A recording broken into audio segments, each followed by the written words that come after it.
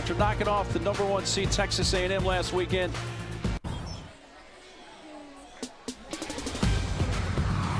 Welcome to the NCAA Softball Super Regionals presented by Capital One. Well, the last of the 8 Super Regionals to get underway right here in the Pacific Northwest. And what a matchup we have. The Liberty Flames, the talk of the softball world after knocking off the #1 seed Texas A&M last weekend. And they take on a team that overcame some obstacles of their own. The #16 national seed Oregon Ducks from Jane Sanders Stadium in Eugene. Take a look at the bracket. Yes, Texas Tech. Nyjah Kennedy does what Nyjah does. They've already punched their first ever ticket to Oklahoma City.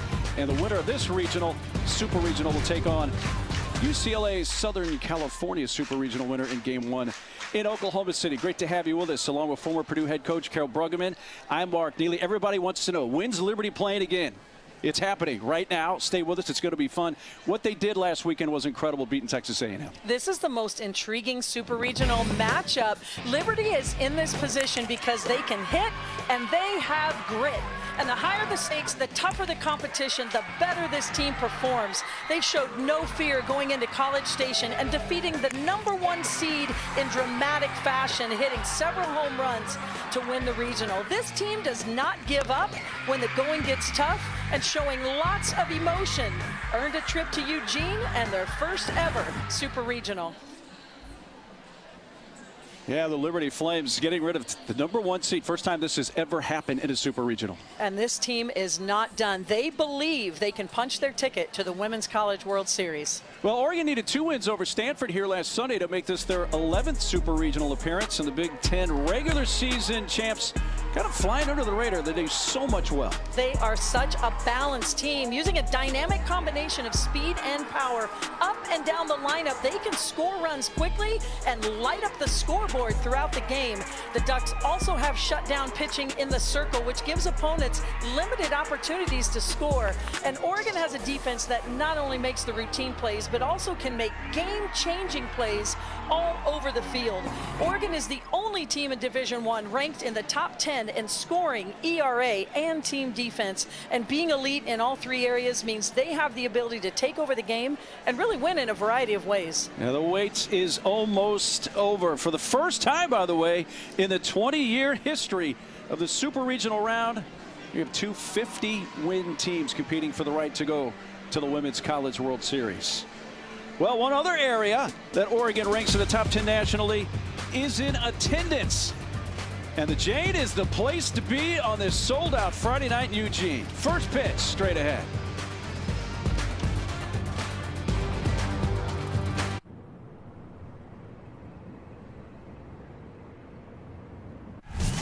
Your brain with Allegra versus some allergy medications during rush hour. Some allergy medications can make you drowsy. But Allegra is different. Traffic jam? We got this. Woo! We're nailing it. Yeah, come on. Like a boss. Right on time. Allegra is fast 24-hour allergy relief with 0% brain interference, so you can use it even when you're driving. It's a no-brainer.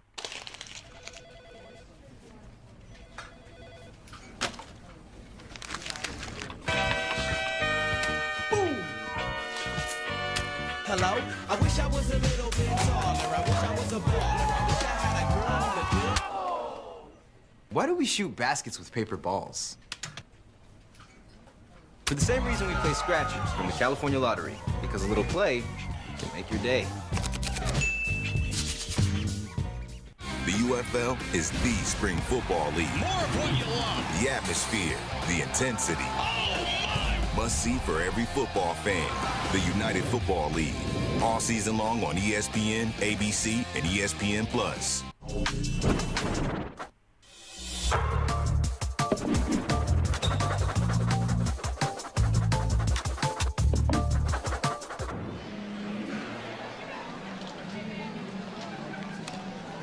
Well, let's take a look at the Liberty Lady Flames starting lineup, brought to you by Capital One. And Rachel Roop sends him out of the yard at a high frequency. One of the best home run hitters in the country. And what I'm so impressed with Rachel Roop, she not only can take a pitch that's a strike out of the park, she can take one at her toes out of the park. A great bad ball hitter.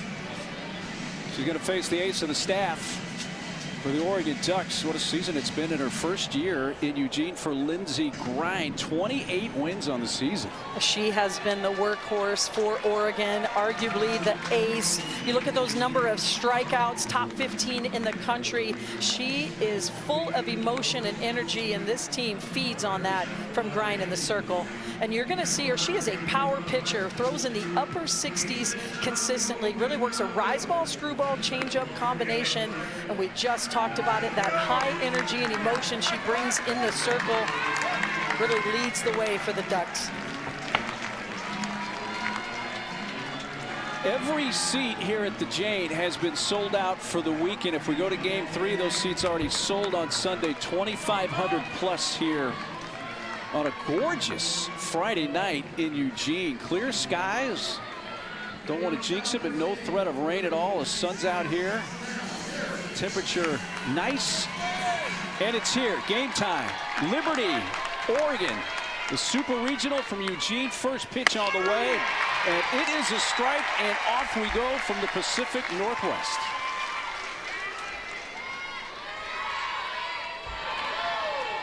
Savannah Woodard leads off for the Flames.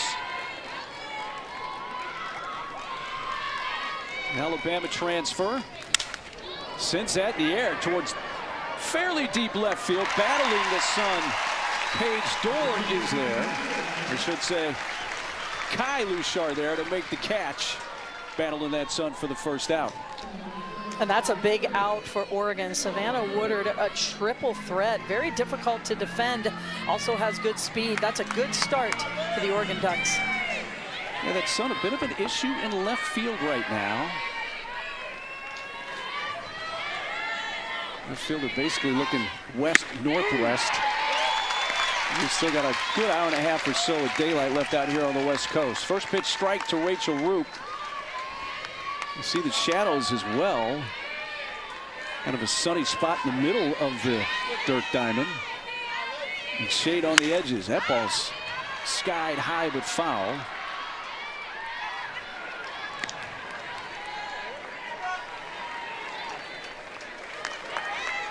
Standing room only here.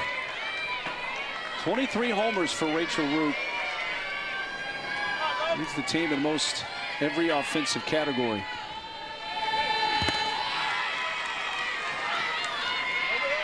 Oh, just such a polished hitter. And when you take a look at Rachel Roop and she gets into her batting stance, she does have a very unique stance. Really a wide stance, about as wide as I think I've ever seen a hitter. And we talked to her about it yesterday, and she just feels very comfortable and really feels like it minimizes her motion. No wasted motion in her swing, keeps her power from the ground up. Works very well for her. Aggressively fouls that pitch, and it stays at a ball and 2 strikes.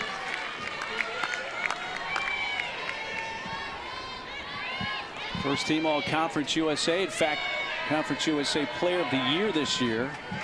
5 times was Conference USA Player of the Week, and was the first ever to win it 3 consecutive weeks. Let's roll towards third. It went foul right at the last moment. Flannery scooped that up, but almost all the way up the line it was fair, then took a quick left turn right before he got to the base.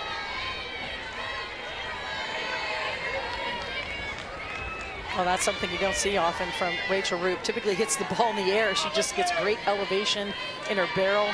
High exit velocity. That combination has led to a lot of home runs. Takes upstairs. Roop hits safely in all 4 games at the A&M Regional, and in the 3 games against Texas A&M, the #1 seed, is where she really shined. She had 7 hits and 9 RBIs in the 3 games against Texas A&M. And a couple of home runs in the decisive game against the Aggies. And she's going to start the Super Regional off with an extra base hit. Finds the alley in right center field, and in with a slide is Roop with her team leading 19th double of the season. Well, Rachel Roop just hits to all fields well. This pitch on the outer half of the plate, she lets it get deep. And look at that bat speed and barrel control. Her ability to drive it to the wall. Liberty with a runner in scoring position. This team can hit. They can hit up and down the lineup. They pass the bat. Good opportunity here in the first inning. Brings up Bryn McManus.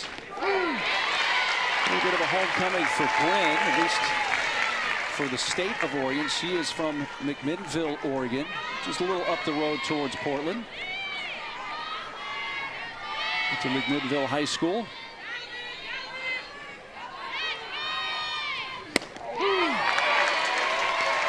And hits the outside corner, quickly ahead, no balls, 2 strikes. Well, this is where Lindsey Grine really shines. The tougher the situation, the lower the ERA, the higher the strikeout. She has that ability to dig in when her team needs it most. Slow roller to third. Runner stays at second. Roop and Flannery throws out McManus. Well, Grine gets the second out of the inning.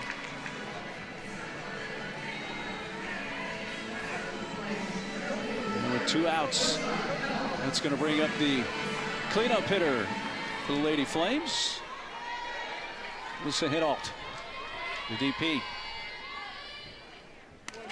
Back to the screen, a wild pitch will advance Roop 60 feet over to third.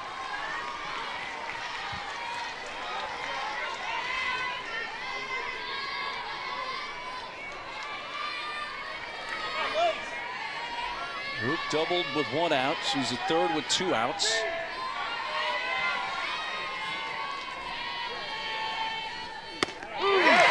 Strike pumped in, 1-1. You get the impression from the regional in College Station and the games won by Liberty, high scoring games, and they get a lot of runs scored with 2 outs.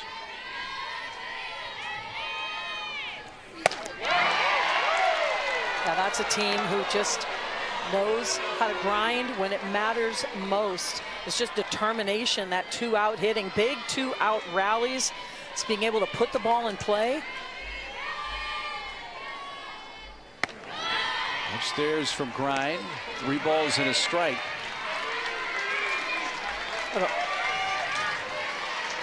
Todd Richardson's team in their first ever Super Regional, trying to get on the board first.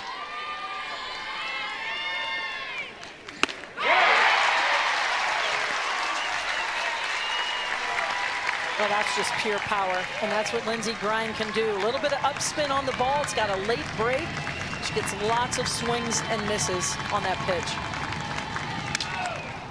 Down the left field side, fading towards foul ground. A sliding attempt by Kai Lushar. He looked just a little bit short.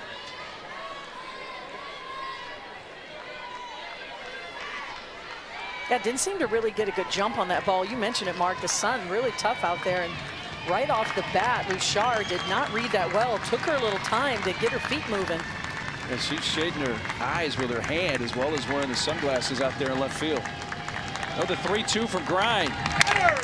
Another one, but this one will twist well out of play.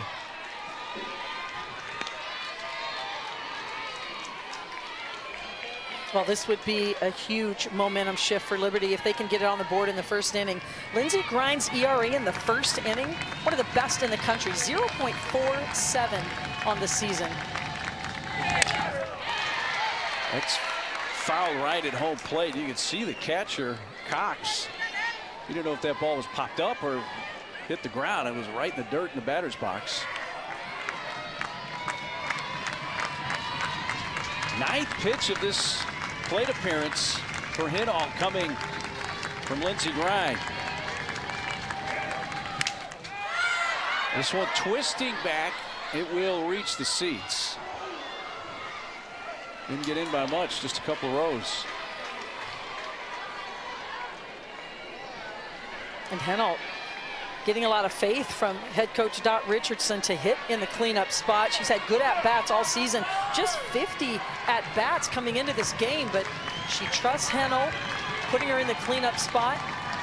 She's battling here. 10th pitch of the at-bat is ball 4. What a plate appearance there for Hinault.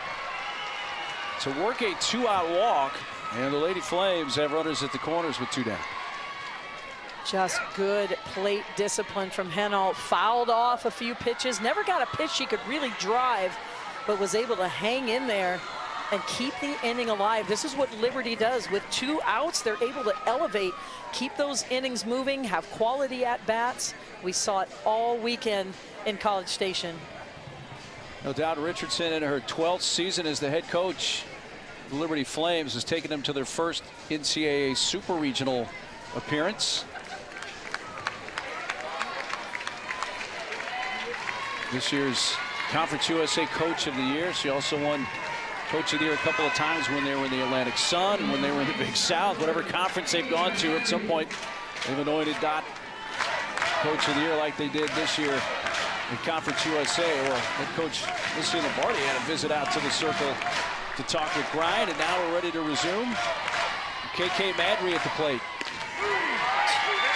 And this is a very difficult hitter to try and retire with nobody on base, let alone runners on base. KK Madry, one of the fastest base runners. Even with 2 outs, the infield has to play in. They have to play tight to respect her speed. That's going to open up some holes for Madry.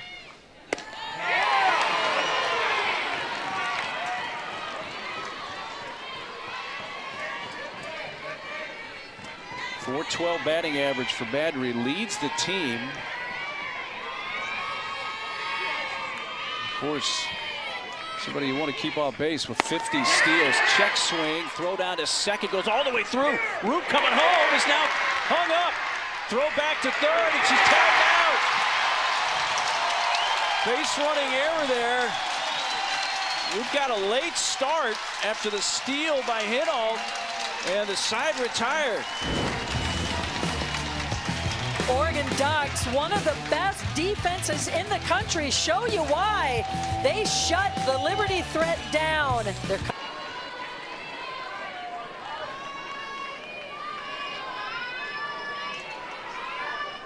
Originally from Carson City, Nevada. Her .412 average, second on the team, only to her sister who waits on deck.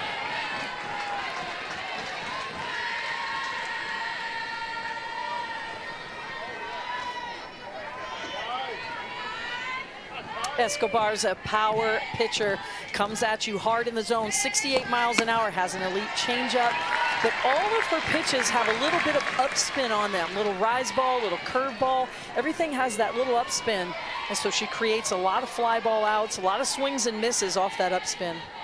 A pitcher, Carol, that's been pitching banged up for a good portion of the year. They make her defender position there, and by the time the ball gets back to her, she doesn't even have a play at first base with the speed of Kylu Shar.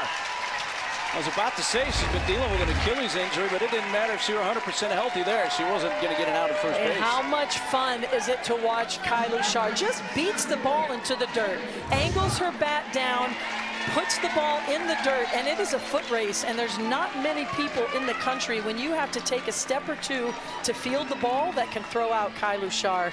And it's not a matter of if, it's when she will try to steal second base. Now you see the numbers, 58 steals, 65 attempts. And this is a Liberty defense that's had some issues. One of those now is Watley is not playing tonight. Their shortstop. She has a issue with her throwing elbow. So Jemiah Byram is the starter at shortstop. She's started a number of times there. In fact, this will be her 20th start at shortstop. And in fact, recently, during the end of the regular season and conference tournament, she started a stretch. Well, and immediately Liberty has shifted their defense. Byram's not even covering second base with Kedra Lushar up. It's shifted over to Woodward. Woodard is now covering second base, so immediately a shift. Now, part of that is because of Kedra Lushar's ability to also slap. She's a triple threat, but also just making that decision-making easier for Byram out there at shortstop. When you're at shortstop, there's a lot of decisions to make when you have speed at one, speed at the plate. You've also got to field the ball, so I like this adjustment from Liberty, just taking that decision of covering the steal out of the hands of Byram, at least for the time being. 2-2 pitch. Just missed. Give it away. By the way, Savannah Wiley's not been completely ruled out from playing. She's just not starting in this game. Bob Richardson saying that the elbow is an issue with throwing. So see how much time Watley gets at shortstop this weekend.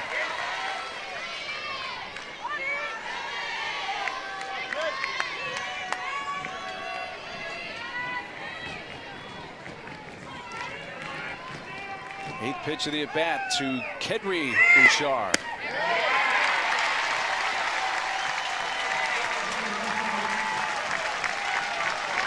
So a little infield hit and a walk, and both Bouchard sisters are on base with nobody out.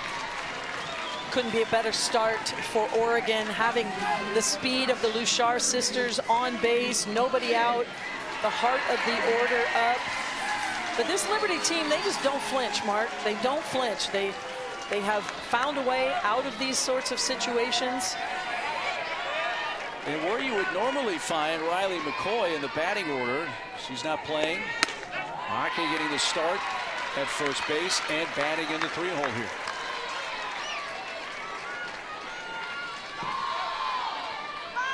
A freshman from San Diego, making her third start of the season at first base. The first two came in early to mid-February. That long ago this season.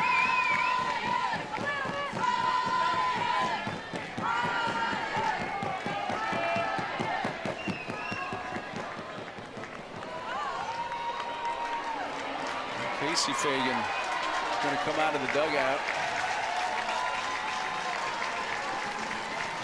And the Flames have a meeting in the circle. Well, there's the head coach, Missy Lombardi, in her 7th season. You know, the early seasons for Lombardi here were really tough. I mean, the cupboard was bare. She had to deal with a lot of issues. She is this year's Big Ten Coach of the Year in year 1 in the conference for Oregon, and a chance for her to take a team to Oklahoma City for the first time here. Well, in visiting with her about that first year here at Oregon, it wasn't what she signed up for, but it was what she signed up for, and a lot of credit goes to her. She persevered through several transfers that year, had to have some walk-on tryouts, and the version 1 team ended up being a very fun team for Coach Lombardi. Here, this version 7 team has bigger dreams. You know, the last trip to Oklahoma City in the Women's College World Series for Oregon, their 6th overall, was back in 2018. Mike White's final year. So if they can get back, it would be the first time under Coach Lombardi. Outside to Mayake. 2 balls and a strike. Oregon showing good patience here, really forcing Escobar to throw the ball through the zone. Many strikes so far. Popped up, twisting back, and it'll get over the screen.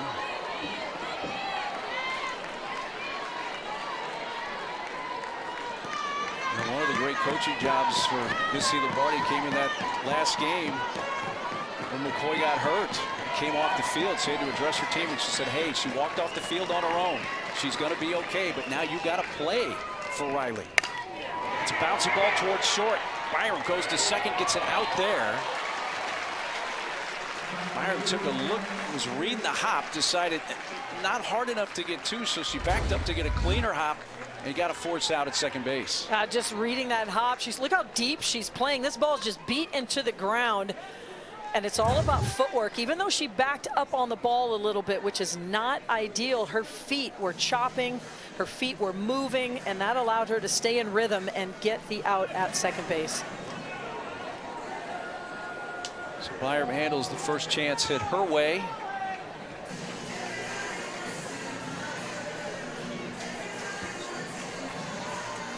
Sam Marder was asking about the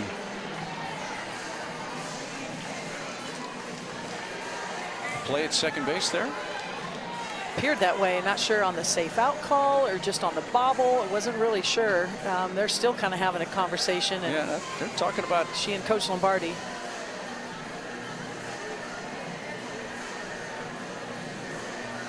They're going to use one of their challenges here to see if there was a juggle Oh, no, they're just going to pinch run here. All right.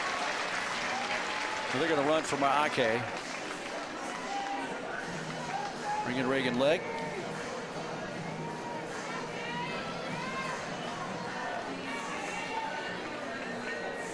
Now Don Richardson comes out.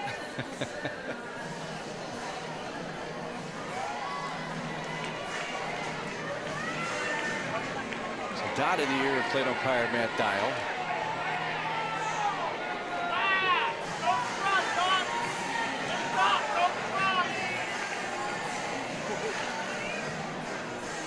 And now Dot wants to talk with the third base umpire, Chad Spittler.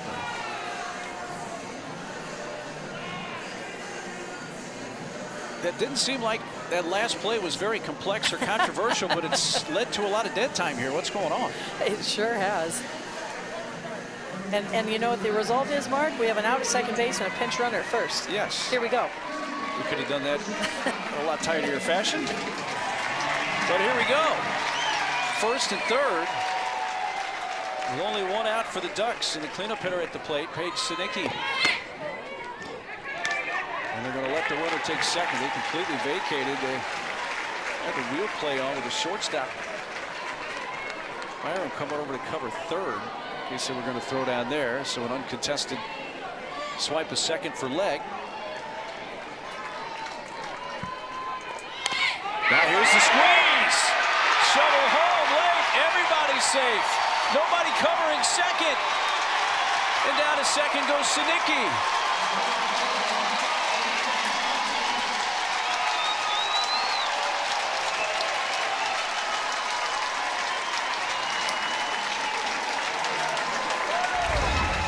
Sinicki executes the squeeze and winds up at second base. Well, after giving up the stolen base, the defense stayed put to defend the squeeze, but too much speed from Kylu Shar. And how about this heads-up base running from Sinicki?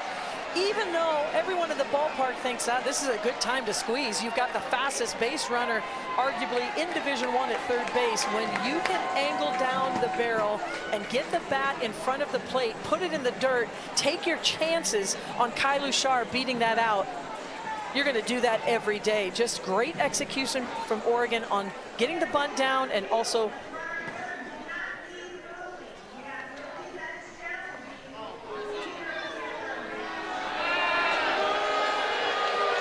so Liberty is challenged, saying that Kylu Shar left third base early. I'll tell you what, the protestations are numerous here to start the game. We're not even through the first inning. Let's take a look.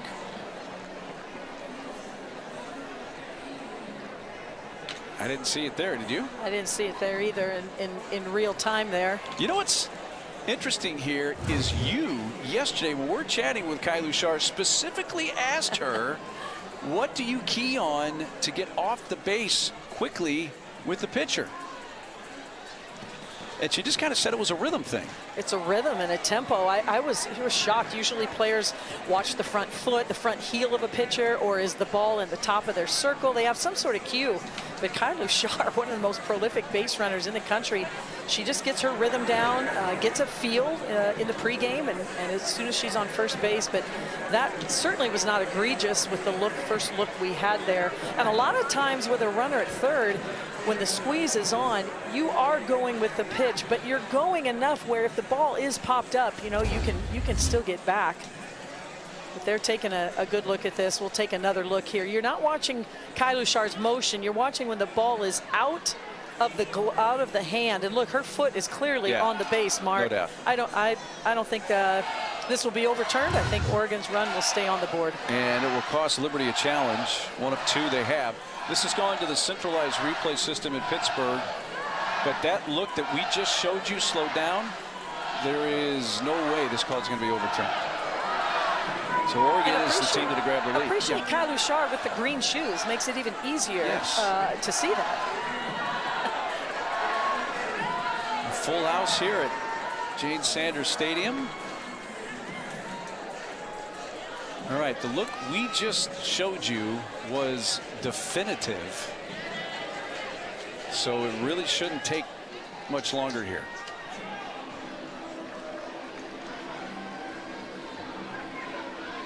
Well, and you understand a little bit what Dot Richardson's trying to do here. You know, she knows how important it is to keep Oregon off the board, kind of taking every chance she can get here early in the game, slow down the momentum of this inning. And if she were to have left early, that would be a big run off the board for Oregon. But I agree with you, Mark. What we see, to me, it's very clear she did not leave early, and this run will stand. Yeah. If the goal was to slow things down, mission accomplished.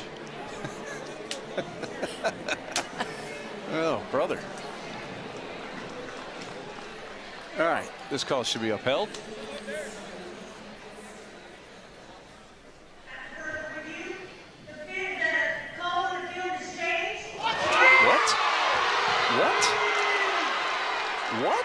What did we miss? What did we miss? Wow. What did we miss? We've got to see this look again. All right. Remember, you're watching her foot, and when the ball is released, nothing else.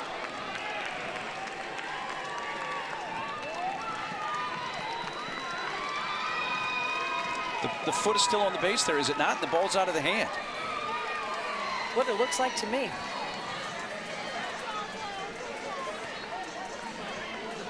I'm floored. I mean, her foot does come off the base right there. If you take a look at that, if that's what they're looking at, her foot actually comes up off the base. But she reestablished on the base, did she not? In a very quick period of time. Big moment in this game. So now that's the only thing that, okay, when she brings it up off the base and she brings it down, she's still in the windup there, in the windmill.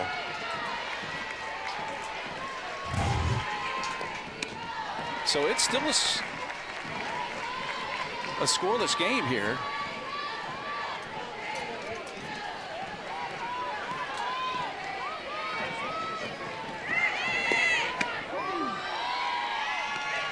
All right, so the clarification we've gotten from Pittsburgh is that her foot left the bag with the ball still in the pitcher's hand. And you can see it did lift up. And that ball's hit deep to left field. And at the track, leaping, caught by Paige Doyle. Ended up in her favor. Here's Badry, a high fly towards center field. The right fielder takes command. It's Ayanna Shaw who's getting the start in right. And by the way, the fact that Madry was left at the plate to win the top of the first inning was a big deal for Oregon to get out of that frame. It was huge. As soon as we went to break, we started talking about that. Liberty kind of ran themselves out of the last inning. A base running mistake there. Madry, one of the fastest players in the game. They had a lot of opportunities that were quickly ended. So here's Paige Doyle, made the great catch in left field. Looked like that ball from Patman, who hit the walk-off 3-run home run here on this very same field in her previous at bat to beat Stanford and send them to the Supers. Almost hit another one there, but got robbed by Dorr.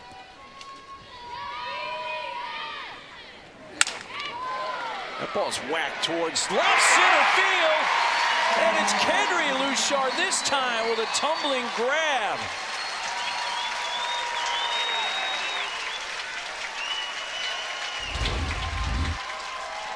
The defense we have seen in this game so far, great timing from Kendry Luchard. Stays on her feet as long as she can. That makes her as fast as she can go.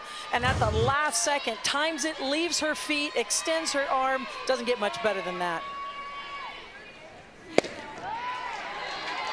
Her baseman, Rachel Crane. 2 outs, bases empty for the Flames. You know, defense, it sounds trite, but it's going to play a big role in this series. And when you just compare the full season for both teams, Oregon has been the much better defensive team in this matchup. Yeah, you take a look, and offensively, these teams are very explosive. They can score in a lot of ways. Speed and power, they've got it all. And in the circle with Escobar, obviously Oregon has a little more quality depth Kind of have to give them a little bit of a nod there, but when it comes to defense coming into the matchup, it's not even close. And now without their starting shortstop, they've got their work cut out for them. So outs are going to be very, very important to get when you have an opportunity.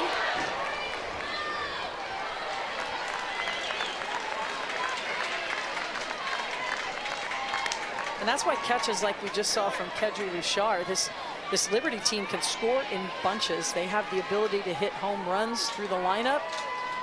And when you can keep those runners off the base, a solo home run, it's not going to hurt you as much, but that multi-run home run, it's trouble.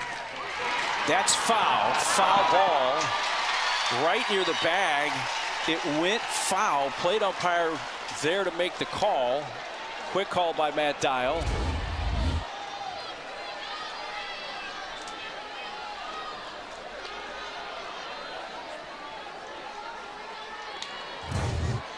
And what you're looking for is where the ball is actually touched by Flannery, not where her body is, but where the ball is fielded. And the ball is in foul territory, as clearly our home plate umpire felt it was. Then, well, Crane is now. Take a look. They have an issue with her left arm or shoulder. She's kind of waving that around.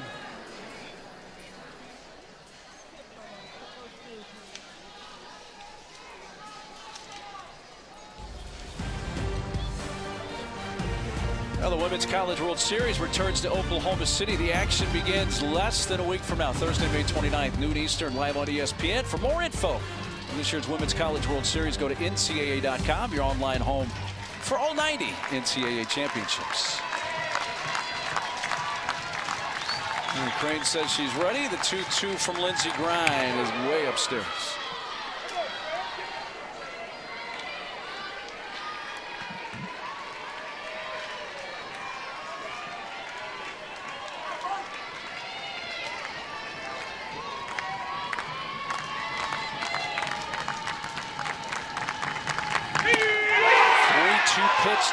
Just missed. Very close with that high outside edge.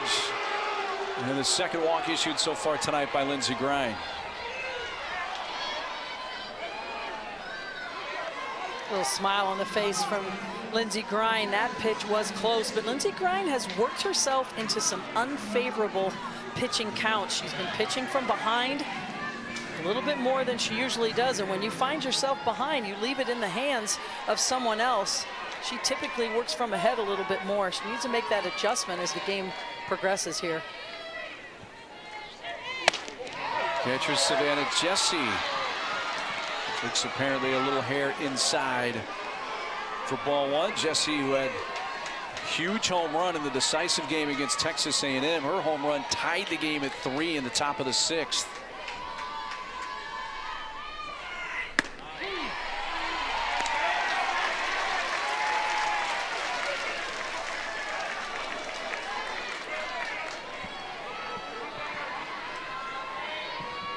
First team All-Conference USA this year for Savannah Jessie.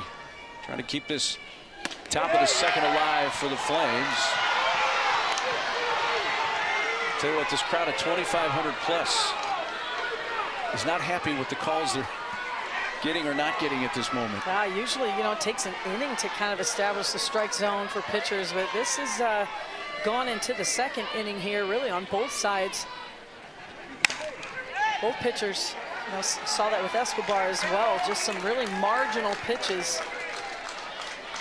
Safe to say that the zone has seemed very tight to begin the game on both sides. Sure has. It sure has. And on both sides of the plate, on both sides. And look, both of these teams can hit. And when you shrink the strike zone, there's going to be a lot of balls hit in this game. These pitchers are going to have to bring it more over the plate. Jessie battling, fouls another.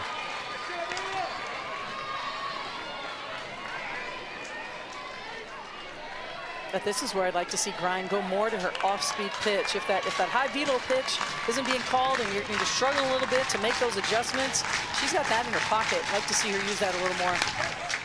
There you go. Probably caught a little more of the plate than she would have liked, but I think it was the speed that you advised. Yeah, just she tunnels it so well. Looks like it's coming at that high velo. And she really has good command of that pitch on both sides of the plate. 2-2 offering from Lindsey Grind. Jessie continues to foul off pitch after pitch. And this is where you're a pitcher, you're facing a team that battles, hits a lot of foul balls. You want to throw a few out of the zone, but right now, a lot of pitches are out of the zone. You're getting balls called, so a little bit tougher here for Lindsey Grind, the second inning. On the challenge by Liberty on Luchard leaving the base early, which cost Oregon a run. And if you're just joining us, it's a very convoluted way of getting to it. But we will revisit at some point. It's still a scoreless game.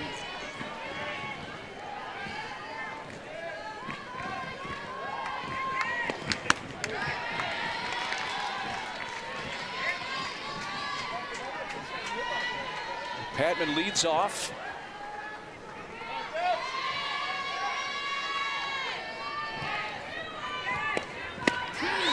Takes down low.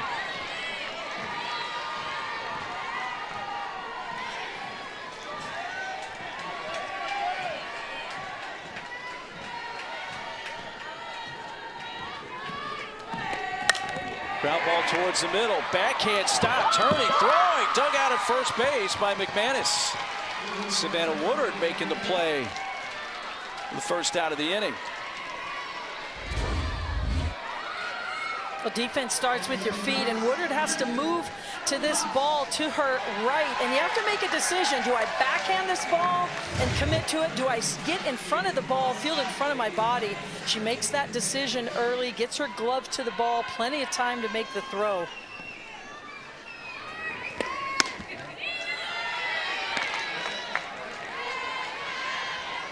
Catcher Emma Cox. True freshman from the Denver area in Thornton, Colorado.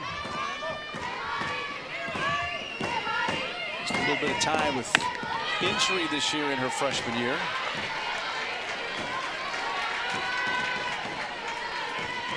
And a big 2-run home run. The bottom of the third of the decisive game Sunday against Stanford.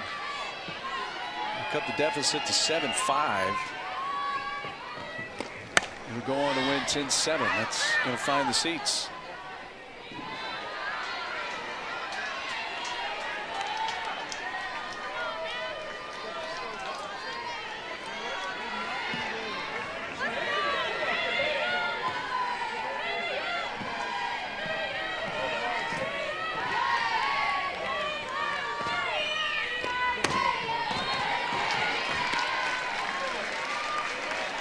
Three balls and a strike.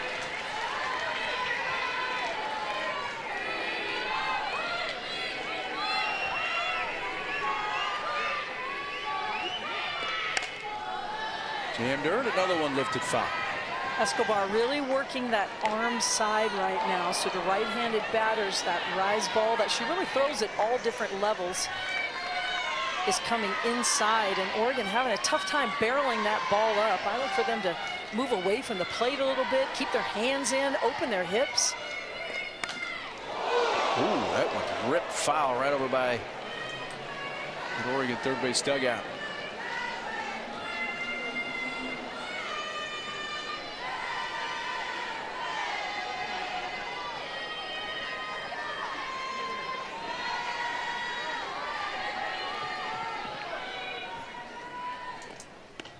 Check swing, pitch down low, the 3-2 misses, and Escobar walks Cox with one out. Let's check in with the studio. What's going on with Texas Clemson, Matt Schick?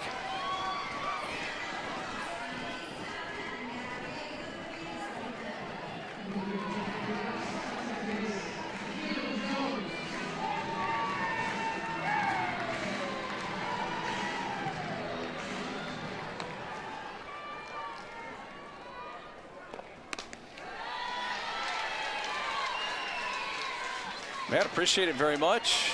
John Rittman's team trying to get to Oklahoma City for the first time ever. Here's Kaylin Jones, Duck's second baseman.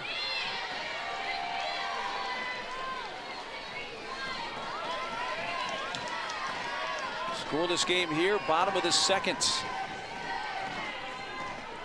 Jones made the all-freshman team, second team all Big Ten. And this is where Oregon is so difficult to defend. They have so much speed on their team, so the infield has busy minds. They have a lot of decisions to make, pitch to pitch. Do I field the ball? Do I cover the base? What's the speed of the ball? Towards short, caught, and a double play ends the inning. Caught at the shoe tops by Jamira Byram, and they double up Cox to win the inning. That's been the story of the game so far. Some defense doubled it up. Liberty coming to bat. This combo meal's got combinations. Make this thing your own creation. Entree, drink, and choice of sides. Oh, and it's free to swap fries. BK, have it your way. Sunshine.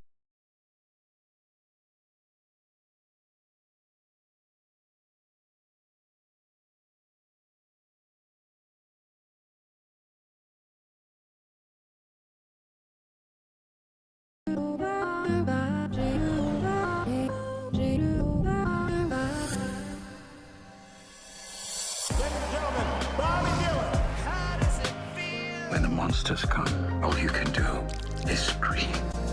You were the last person to see the president alive. Did you kill him? They will never see us coming. Better? Yes, better.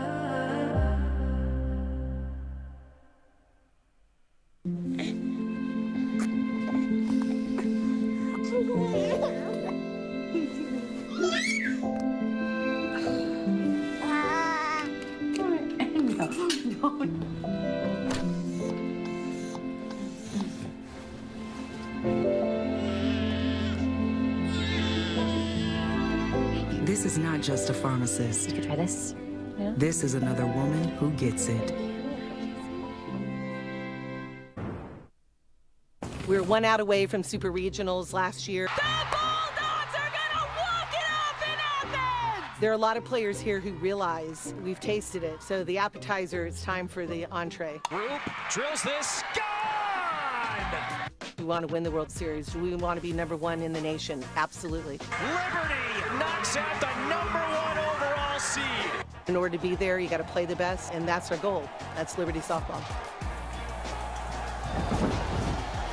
Yeah, Liberty was so close in 2024. We're 1 out away from winning the Athens Regional and beating Georgia. And then it fell apart quickly, the Sidney Chamblee walk-off. But they got there to the Supers this year. And this is the season they have had. It's been very historic for the Flames. And Liberty has never shied away from playing a difficult schedule. Their strength of schedule is actually higher than Oregon's coming into this game. You see the 9 wins against Power 4 teams. And that is something year after year after year that is intentional from head coach Dot Richardson. You know, look, this team loves to win conference championships, and they've done it a lot. But their ultimate goal is to get to the Women's College World Series. They're 2 wins away. 9-1 and 2 hitters here for Liberty, top of the 3rd.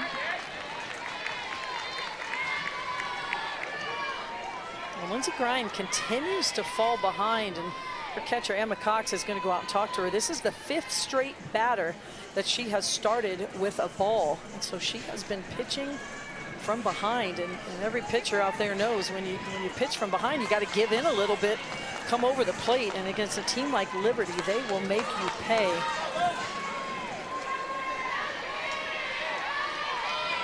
Two 2-0 on Byram to begin the inning.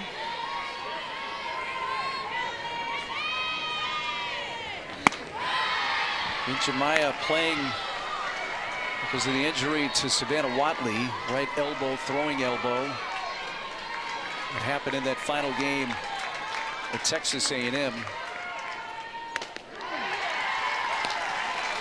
It's her 31st game, 21st start. 20th start at shortstop. And I looked in the 19 games that she had started at shortstop. Liberty was 15-4. She works a leadoff walk. That's the 3rd walk handed out by Lindsey Grind. And not that she wants to walk any batter, but certainly not Byram, who hits in the 9 spot, not as many at-bats. And now the top of the lineup rolls over. And that means Savannah Woodard.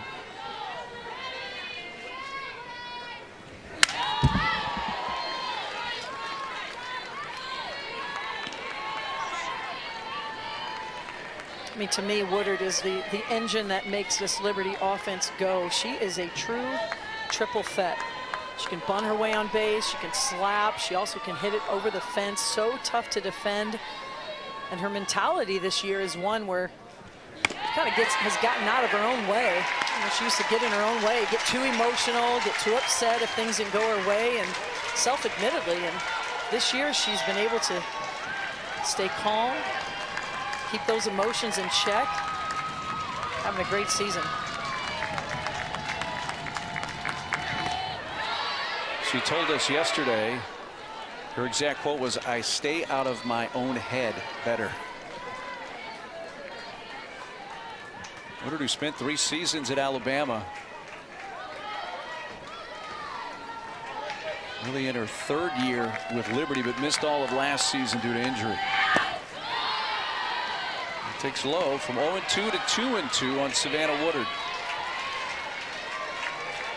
Grind not able to get command of that off-speed pitch, and that's really a difference maker pitch for her.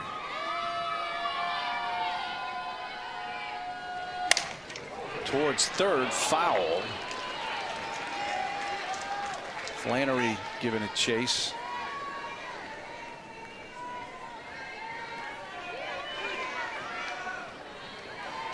Leadoff batter on base for the first time for the Flames here in the top of the 3rd. Top of the order up. 2-2 pitch. Woodard right back up the middle. That may have actually grazed Grind as it went by. And Woodard has a base hit, sending Byram down to second, and the first 2 are on for the Flames. That's a great at-bat from Woodard. She's patient. This one too much over the plate from Lindsey Grind. It's elevated. It's right down Broadway, right over the middle of the plate, and that's why Woodard is able to time it up, take it right back up the middle. Anytime you hit a ball that hard right back up the middle, you know you're on balance and you know you're on time. And once again, Lindsey Grind continues to pitch from behind and has had to come in too close over the plate. And Liberty has made her pay. So coach has come out heading towards the circle, and she's going to make the pitching change.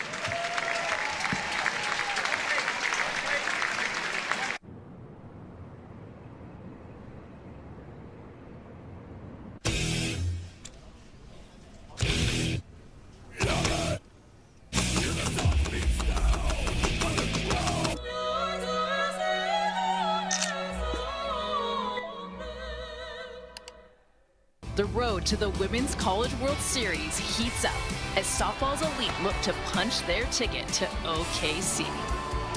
The NCAA Softball Championship Super Regionals, Thursday through Sunday on the networks of ESPN.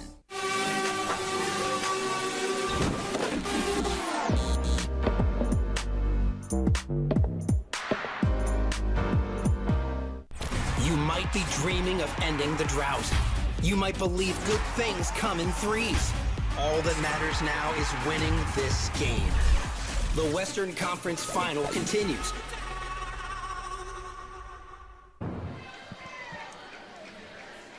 Well, Elise Sokolsky played a big role in the 2 wins over Stanford Sunday to get him to the Super Regional. Through 3 innings in the first game, got the save, and then got the win in game 2. And in the postseason, especially the last 5-6 games, it's been Sokolsky that has been the difference maker. Just been very stingy in terms of giving up hits, giving up runs. This is a good switch of tempo. Grind falling behind, and with Rachel Roop at the plate, giving her a different look was very important in this game. Obviously, since Grind was the starter, she can re-enter at some point if necessary. Sokolsky a little bit inside for ball 1. I think it just mainly was kind of a Give him a different look second time through the order as well. Well, and no strikeouts for Grind. Yeah. That's very rare. That tells you right there, just not a lot of movement through the zone, falling behind.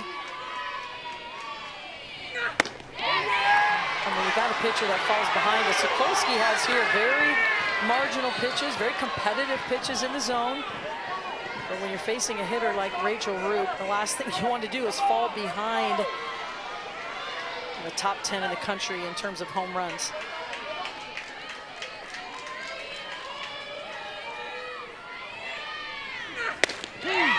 There's a strike. What else can we expect from Elise Sokolsky? Sokolsky works in the mid-60s, but she really can cover all 4 quadrants. She can work vertically and horizontally, but that changeup is really the difference maker. She can throw it on any count for a strike. Big rip and a miss. That's a good late downward movement. And you got a good look at that changeup. I mean, she just throws it with so much confidence. You got to do anything you can to keep a hitter like Rachel Roop off balance. And it has gone to a full count on Roop.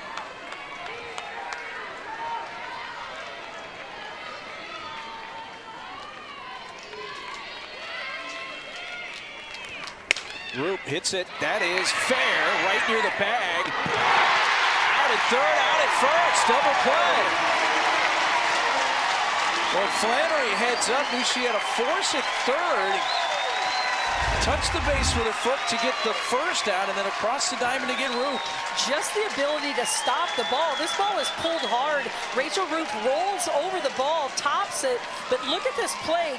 Flannery keeps her glove low to the ground, and the ability to field the ball, kind of lay on the base, that's where she ended up, but to be able to get up, have the presence of mind to go to first base, a huge double play for Oregon.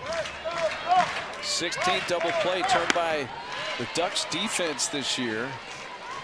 Big one there. Now the lone runner is Woodard at second with 2 outs. Flannery, by the way, took a foul ball during the Oregon half of last inning. Hit Flannery while she was waiting in the on-deck circle. It took her a little while to get out of the dugout and take her position at third base when this inning began.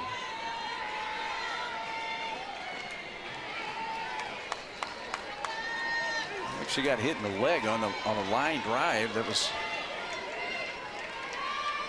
hit foul. And Kaylin Jones is at bat.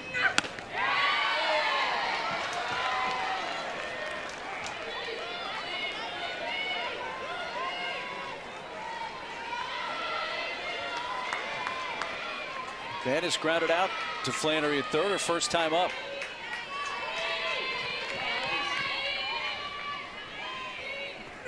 That's foul back. Let's take you back to the last inning. Flannery's there in the on-deck circle. There's that line drive that was hit foul, and that got her right on the leg.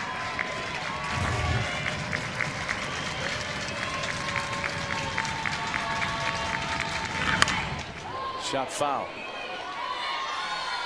Well, this is where Liberty did a lot of their damage in the Bryan College Station Regional. 26 of their 35 runs in the regional came with 2 outs.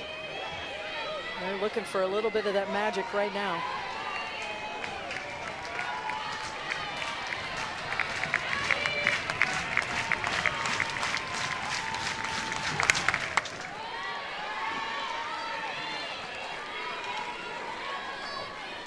Well, Liberty makes you work as a pitcher. I mean, they just battle, they fight, they have grit, they grind, they foul pitches off, and this is where you have to get real crafty as a pitcher. Home half of the third in a scoreless game. 2 hits for the Flames, 1 for Oregon.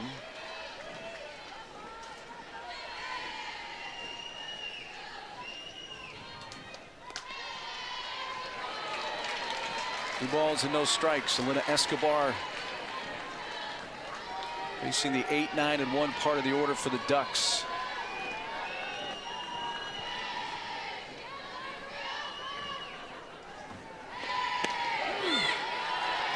I chatted with Escobar yesterday. She's never one that shows a lot of emotion in the circle anyway, but she's been dealing really with that Achilles injury, left leg, for a while now, and you never know if she's feeling good or bad or which way she's leaning. And just such a competitor. I mean, what she's been able to do, a lot of appearances this season. I mean, the amount of time she has put her arm in a circle this season and really willed Liberty to get out and led her team to victories. It's impressive. Madry out in center field. It's away out number 1. And she gets a lot of those types of outs. She just has enough of that upspin on the ball, whether it's a screwball, rise ball. Sometimes she'll throw a curveball in there, but if you can't keep your barrel high through the zone, get it on plane early, stay strong with your hands, you're going to get a lot of fly ball outs. And we've seen a few of those already today. Now to Shaw, shortens up. 42nd game for Shaw, her 20th start. Part of the reshuffle of the lineup with no Riley McCoy tonight. Bunt laid down, but it trickles foul.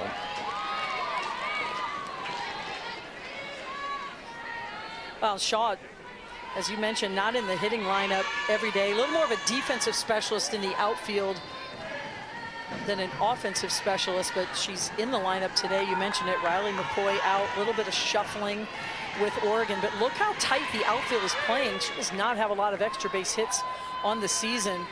They're playing the odds, even though she's slapping, kind of go to her power slap, her version of swinging away.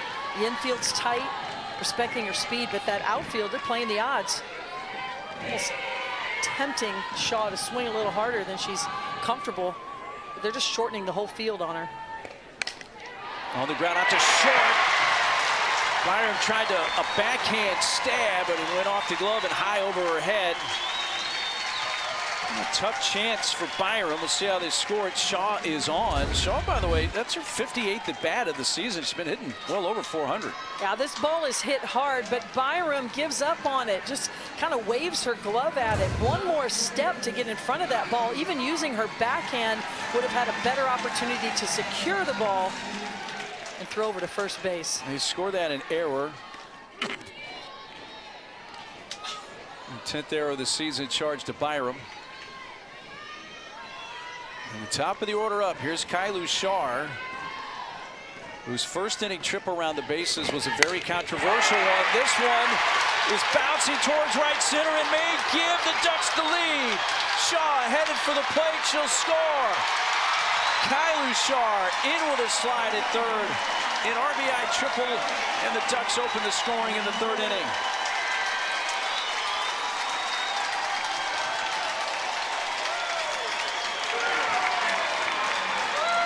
First triple of the year for Kylu Shar. She keeps her barrel up in the zone. Look where her barrel is. This pitch is elevated a little bit at her chest, and she does not miss. And the outfielders are playing tight, knowing she does not have a lot of extra base hits. They have to go a long way for the ball. A key RBI for Kylu Shar. Kylu Shar fouls it in the air over near the screen, and that catch is made, and it's a good one. Now, Oregon is complaining that the ball hit the screen first before the catch by Byram. Third base umpire Chad Spindler gave the out sign, and now here comes Missy Lombardi. As if this game hasn't had enough controversy through 3+ innings, let's add a little more. Well, you're taking a look at her hand. She's got her hand out, and her glove is facing the net. I think that's what Coach Missy Lombardi, Associate Head Coach Sam Martyr are looking at. Does her glove get between the netting and the ball? That would be a catch, but it looks to me like her glove is opened a little bit toward the netting, and thus the decision over there from Coach Missy Lombardi to have the umpires get together and talk about it.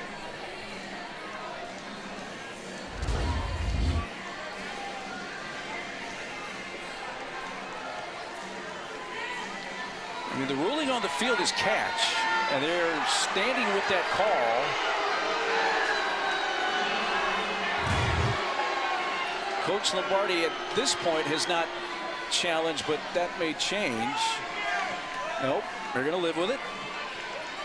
Well, let's talk about how far Byram went to catch that ball. That's a huge out with a runner at third, less than 2 outs. Now we have 2 outs and the fastest base runner for Oregon. So that is a huge play. A lot of grit shown there to get over, find a way to make that catch to get to 2 outs.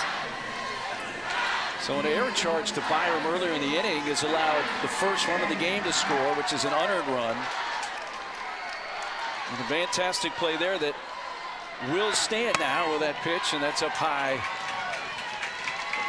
Stephanie being ruled that Kylie Shaw left third early. That call, if you look at it yourself, you may dispute it or not. We'll, I'm sure, revisit that again at some further point tonight. But it brought Sinicki back, who then nearly hit a 3-run home run.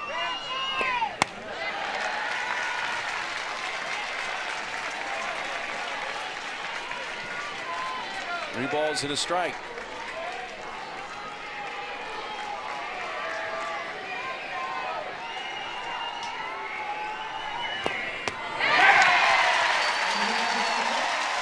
That's the third walk that Alina Escobar has now given up.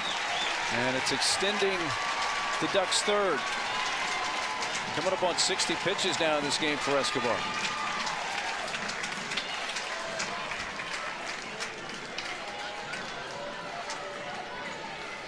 On that off-speed pitch is the one she's had quite a bit of command of in this inning. She's only thrown it a couple times, but she has thrown it for a strike. Just working with her catcher on what velo pitch feels the best. What do I feel I have the most control of right now? Because that's where she's been missing a little out of the zone with the rise ball. That is her best pitch. She can throw it on all levels, but having a tough time today getting that movement and that break on the ball that she typically does. A 2-out chance here. Desiana Patman. Fez grounded out to the right side her first time up. Takes strike one.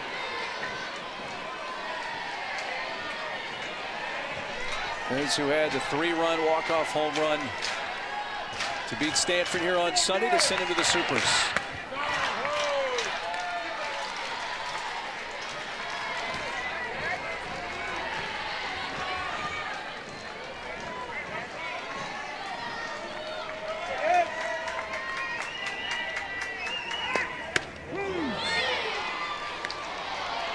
The one thing you can count on is that Escobar is a competitor. That's the first word that her teammates use to describe her, that Dot Richardson uses to describe her. She's going to give you your best every time out. Slow tap towards short. Another play for Byram. Looks it into the glove and throws out Patman. And give her offense a chance. And we've seen what this Liberty offense can do, especially with their backs against the wall. They're so good at coming from behind this season. Liner right at the drawn-in third baseman, Stephanie Maake, and hit all. One pitch, one out for Sokolsky. Well, Coach Lombardi talks about what an athlete Maake is. You get a look at it here, just quick reactions, stays in her legs. But watching her yesterday at practice, she used to pitch, and she's playing first now for the injured Riley. Such a good hitter. I mean, and really the life of the party, so to speak, of the Oregon team, just really can rally everyone around her. Andrew takes a first pitch strike. KK was at the plate in the first inning when LU ran themselves out of the inning. So she led off the second and flied to right. She's 0 for 1. You know, you don't find a series, too many series, where each team has a 50 stolen base runner. Each of these teams do, and it's important, vital for Liberty this weekend to get Madry on base as much as possible. I mean, #1 in the country with Kylie Shar, a tie for #2 in the country with KK Madry. I mean, there's a lot of teams in Division I this season that don't have 50 steals, 50-plus steals, and yet we have 2 individuals in this series that can make that happen. And when you have a player who has that sort of speed, they can turn a single into a double very quickly because they get on first base, but then it's so easy for them to steal. And there you get a look at how prolific these two are. Badry takes low, 2-2. Another one of the changes for Badry this year was moving from left to center field. What a year it's been for her. First team All-Conference USA. And has had 5 games this year with 3 stolen bases.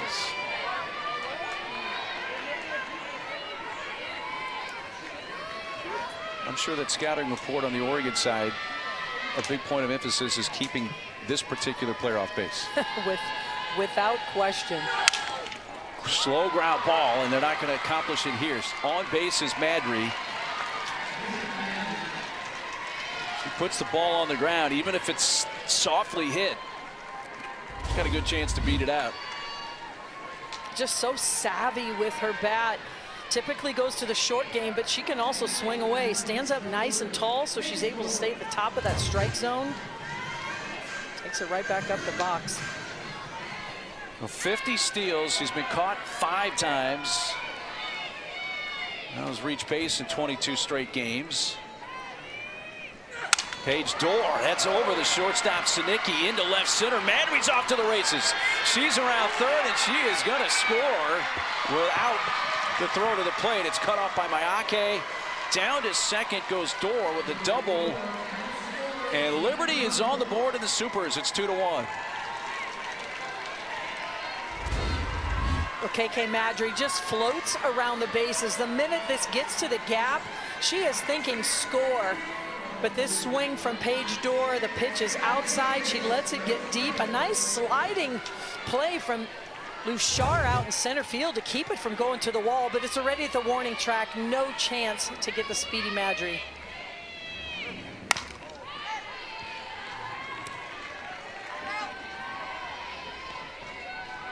It's a big series for Paige Dorr, that RBI double there. She played a season at Oregon State, her true freshman year last year, and she's from Coburg, Oregon, which is about a 10-minute drive on the north side of town. Dorr family had the entire team over a couple of nights ago for a Hawaiian barbecue.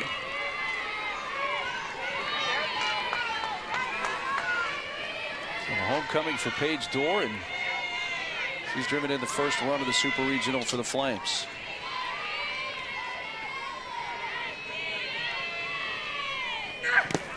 In the dirt, almost halfway to third base, was Dorr able to retreat back to the bag. Nice play there by the catcher, Emma Cox, to keep that from getting away.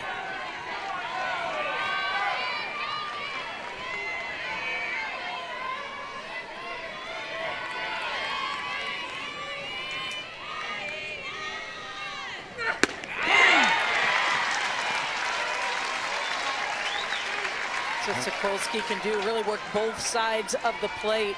Really difficult for a hitter against Sokolsky. You can't really hunt one side or the other because she has good command, stretching the zone east-west.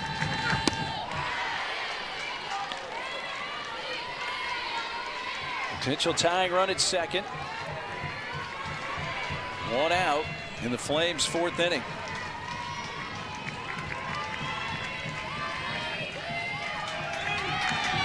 Three-twos pulled foul.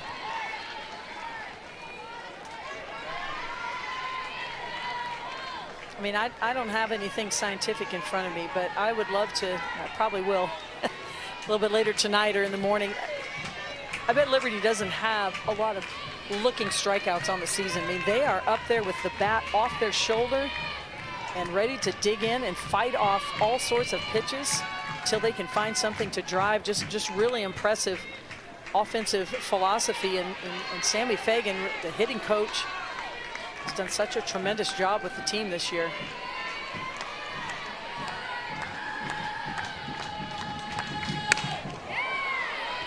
As you were saying, aggressive, aggressive, aggressive. Which I think is why people have taken a liking to this team. And you've got to practice that. You can't just say, foul it off till you get something you can drive. You know, you really have to practice that. 8th pitch of this at bat, another 3-2 from Sokolsky, is down low, ball 4. Well, Crane walks for a second time. The other walk handed out by Grind. This time she gets one from Sokolsky, and it's first and second, still only one out. Definitely some folks who made the trip on the other side of the country in Lynchburg, Virginia.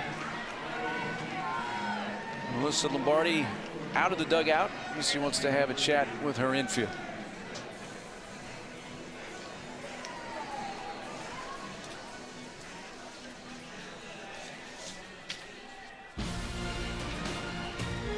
Well, here's this week's Sunday Night Baseball matchup. It is the series finale between the Dodgers and the Mets. 7 Eastern on ESPN, ESPN Deportes, and ESPN Radio. Our coverage begins at 6 Eastern with baseball tonight's Sunday Night Countdown.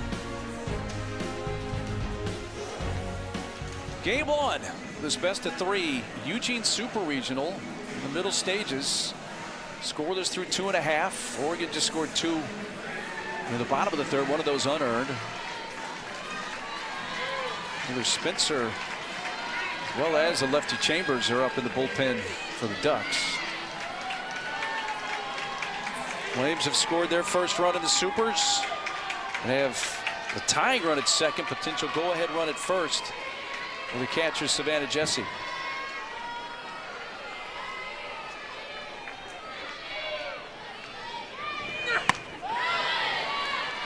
It's been a struggle for the Oregon pitching staff tonight. There's no doubt about it. A lot of walks in the game so far, pitching from behind, and against a team like Liberty, that just sets you up for trouble because they do fight, they do battle at the plate. Little tap, that's a fair ball, picked up, and the throw by Sokolsky in time. The other runners advance.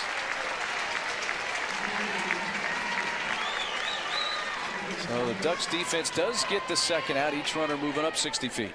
The only person who could have made that play was the pitcher. It's so important when you have a pitcher in the circle that can field their position. It makes such a difference in the game. The only play there was to first base, and the only one that could make it was Elise Sokolsky to get to 2 outs. And a big spot here for Jemiah Byram, up with 2 on, 2 out. She's getting the start in lieu of Watley, who's out with an injury to her throwing elbow.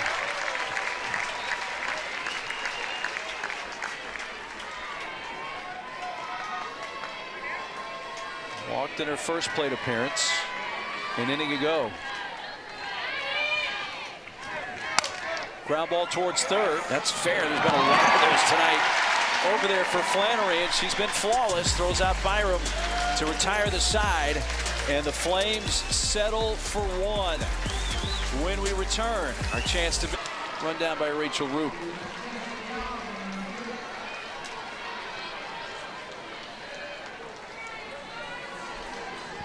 Well, in many ways, when you look at Liberty this season, and especially in the postseason last weekend at Texas A&M, they played a lot of high-scoring games. Midway through this one, it hasn't played out that way, Carol. And a little bit oddly, since both pitchers have really been pitching from behind a little bit. You know, they've been pitching into some hitters counts versus pitchers counts. Could be a little bit of nerves. Jones shoots one to left. Dorr able to move over and cut it off. With Kaylin Jones, who lined out to short her first time up. There's a base hit here in inning number 4. Jones times this one up beautifully. Lets the pitch get deep in the zone. Look at this barrel control. Not trying to do too much. It's not even a full swing. Just strong through contact. Flares it into left field. Flannery jumping on the first pitch. Katie fouls it back.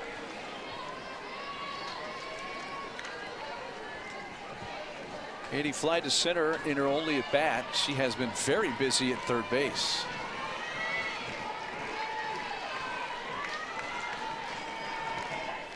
Birmingham, Alabama native.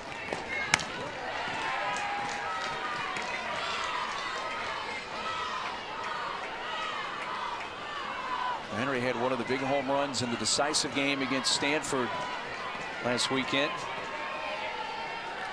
3-run home run. That's hit into the twilight on the infield. Having to scamper back to first goes Jones. It's caught by Woodard. Flannery pops out. 2 gone. And this is vintage Escobar. When her team needs a pitch, she's able to find that upspin.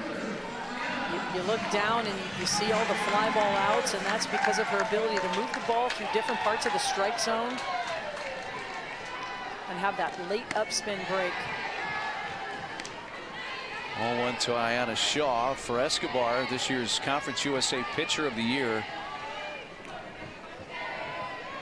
She definitely earned that honor, Escobar. She was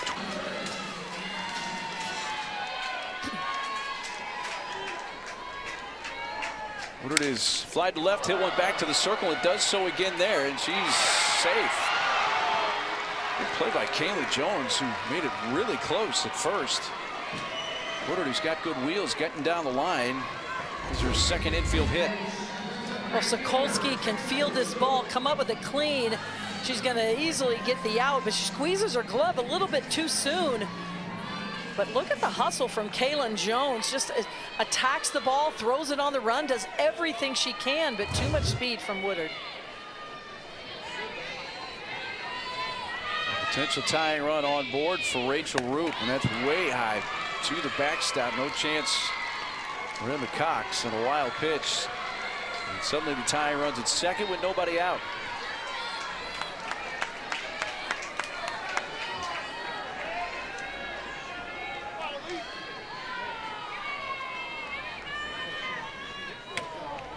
And now they're just going to put Roop on. Where you're very careful. This is where you're very careful. You got the 7th leading hitter in terms of home runs in the country. Got a close game, a base open. I mean, I would not mess with Rachel Roop as well. She has proven game after game this season, year after year in a Liberty uniform, her ability to clutch up, so to speak, drive the ball deep when it's needed. And now that gets away. So it partially backfires. They do take the bat out of Roop's hand, but they give Woodard an extra 60 feet. That's just a lack of focus from Emma Cox. And that's why you practice that in the bullpen. You see your teammates giving her a little pat on the back, trying to pick her up. That's just a mental mistake turned into a physical mistake. You cannot take a pitch off in the Super Regionals. Every pitch matters.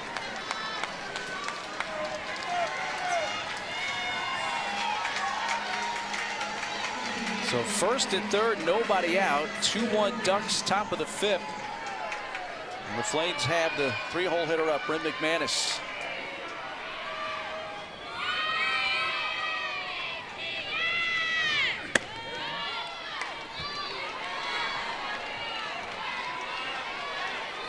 McManus has grounded out twice to the third baseman, Flannery.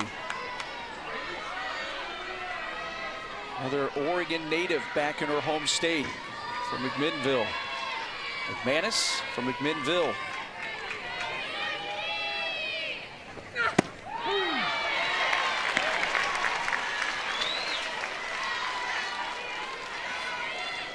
With the speed of Woodard at third base, any angle down play where the infield's got to move a little bit, you know she's going to be taking off. And the infield is playing as tight as they can to try and prevent that play.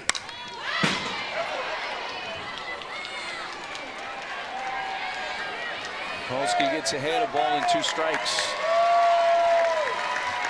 But this is the pitcher you want in the circle if you're Oregon. She lives with that drop ball down in the zone, gets a lot more ground ball outs than she does fly ball outs. She certainly could use one of those right now.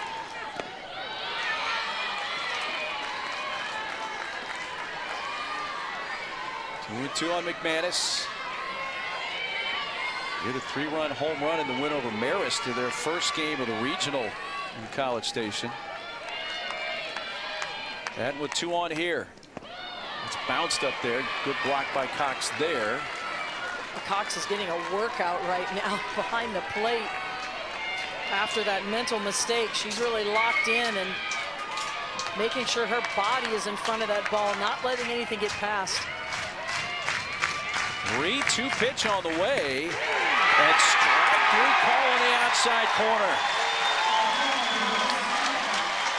Big pitch for Sokolsky and the Ducks to get the first out of the inning. Yeah, something we don't see from Liberty often. They leave the bat on their shoulder, but this is painted on the corner. It's a drop ball, breaking away and breaking down. Not really sure what McManus was looking for there, but excellent pitch from Sokolsky at a key moment in this game.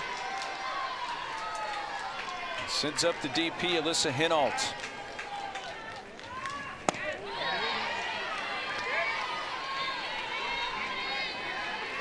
Off speed on the first pitch on Hinault, who was walked and hit a soft liner to first.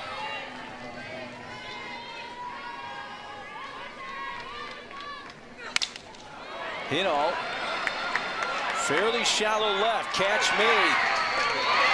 Throw to second, not in time. So Woodard got off the base 3 or 4 steps and stopped.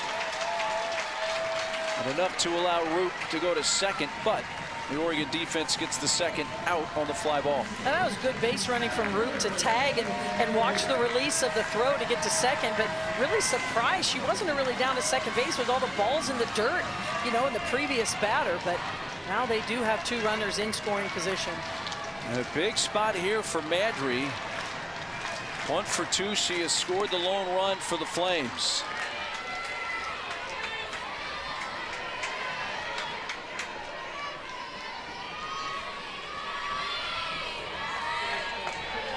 Liberty 0 for 7 with runners in scoring position so far tonight. A chance here for KK. Gets fooled by an off-speed pitch. Oh, what a great pitch from Sokolsky. Takes a little off. It's a big moment of the game. Madry way out in front of that pitch. I look for Sokolsky to go right back to that same pitch.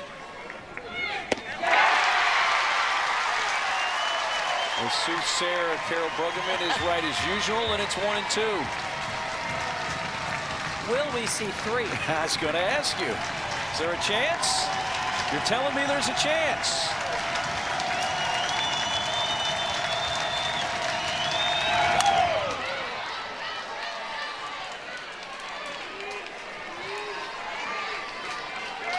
Count holds it, a ball and 2 strikes.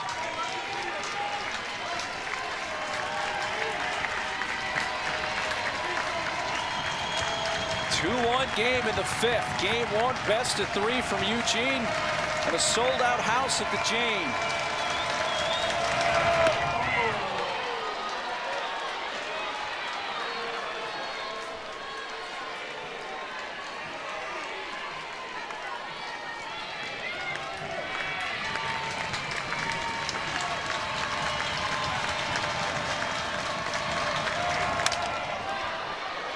Left center field, pretty well hit, but playable. Right on the warning track. Kylu, she tripled her last time up. And of course, the central figure in the challenge from Dot Richardson in the first. When Kai was at third on a squeeze bunt before the ball left the hand of Escobar, she briefly took her foot off the base but put it back on. And there's a tough play going out at shortstop. Byram able to make the play. You know, Byram, all in all, no Watley tonight at shortstop, and yes, there was the 1 error. It led to an unearned run. Maybe a play where she could have moved her feet instead of tried to backhand a ball, but all in all, good sign for Liberty. She has handled a lot of balls and had good range. That catch she made over by the netting. And I think Liberty's done a good job of putting her in a position to be successful as well. They've just taken her off the steals at second base, allowing her to focus on fielding the ball. Her sister Kedri Luchar. By the way, back to that challenge play from the first inning. It's become a play that a lot of people who have been around softball for a long time have really never come across. And I think there's 2 of them in this booth right here at least. To lift your foot off the bag. That's back to the circle. Escobar throws out the other Luchar. But the foot was reestablish before the ball left the hand. So here's the play. This is the first inning. It's a squeeze play. Watch your foot briefly come off and then seems to replant on the base before the ball leaves the hand of Escobar. The call on the field initially was no call, but then it went to the Pittsburgh replay and they upheld the challenge and said she left early. And you know, when you really do a deep dive into the rule book and in looking, there's really no rule that says you can reestablish your foot. So, you know, her foot did technically come off the base briefly. And so therefore she was out. It was the right call, but that is something I know I have never seen. And watch her foot come off. So, you know, she is technically off the base, even though she reestablishes. We don't have anything in the rule book about reestablishing. That's hit well towards center field. Side retired. Was it the right call? I'm not so sure, but a hometown kid leads off for Liberty. He's lined out to center and doubled in the lone Liberty run back in the fourth.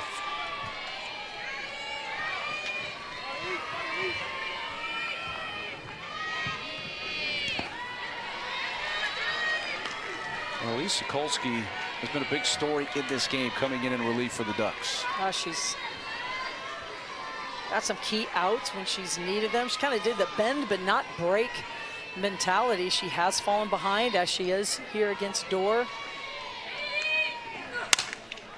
Back up the middle. It's going to find a way through. A base hit for Dorr. So a two-hit game and the return home so far for Paige Dorr. And Liberty's done such a nice job of hitting the ball back up the middle. This one, Dorr rolls over, beats it into the ground, but it has enough pace on it where it finds the gap. And Liberty continues to put pressure on this Oregon defense. A lot of leadoff batters on in this inning. Excuse me, in this game. Mitchell Crane, who's walked twice, makes a first pitch strike. It is the third time that Liberty has put the leadoff batter on base. And they have stranded 7 tonight. Ducks have stranded 4. There's a bunt laid down. It's going to advance the runner. Flannery makes the play to throw over to Jones. Still no official at bat for Crane, who has 2 walks and now a sac bunt that sends the potential tying run Dorr to second. Well, no surprise there that Coach Richardson goes to the sacrifice bunt, especially here in the bottom of the order. And as they've really struggled with runners in scoring position tonight, over 8 with runners in scoring position. Here they find themselves with another opportunity. Continue to put pressure on this Oregon defense.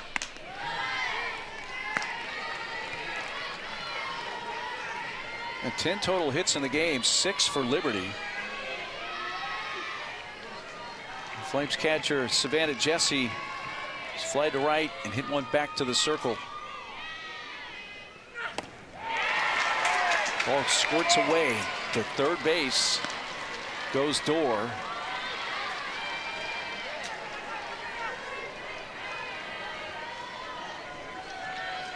That's a big extra 60 feet right there with 1 out for the Flames. It's just Oregon's been given so many free bases to Liberty. They have not been able to capitalize. Here they have another opportunity. Pitch clock is winding down, and Kolsky wants to use one of the timeouts here to reset.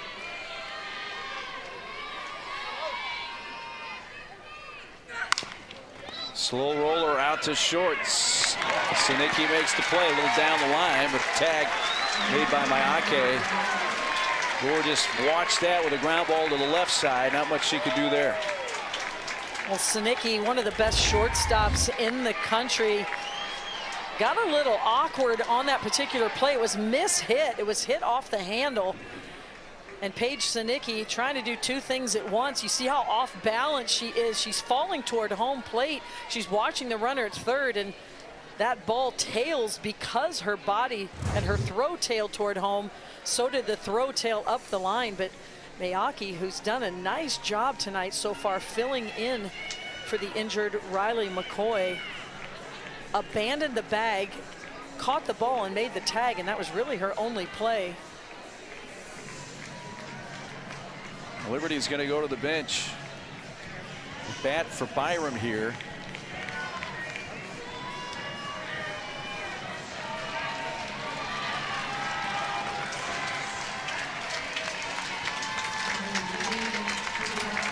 So Alexia Carrasquillo off the bench.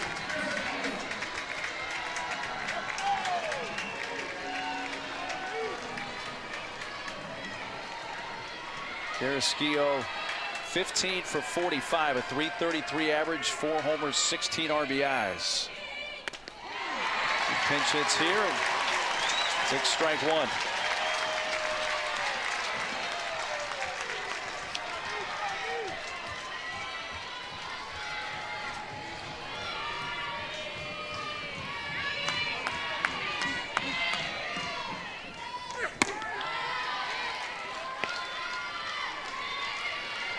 Only been in a pinch hitting opportunity 9 times this season. Does have 2 hits.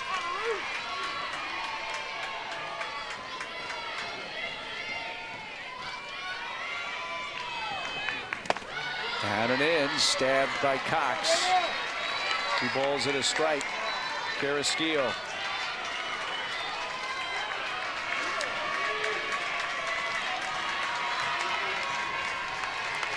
Tying run at third with 2 outs for the Flames. And Sokolsky paints the outside edge to level it at 2-2. And the fans at the Jane coming to their feet in a big spot.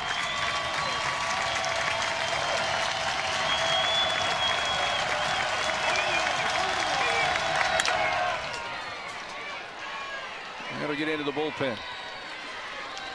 Well, and this becomes a big time in the game, not only because Liberty has an opportunity here to tie or even go ahead.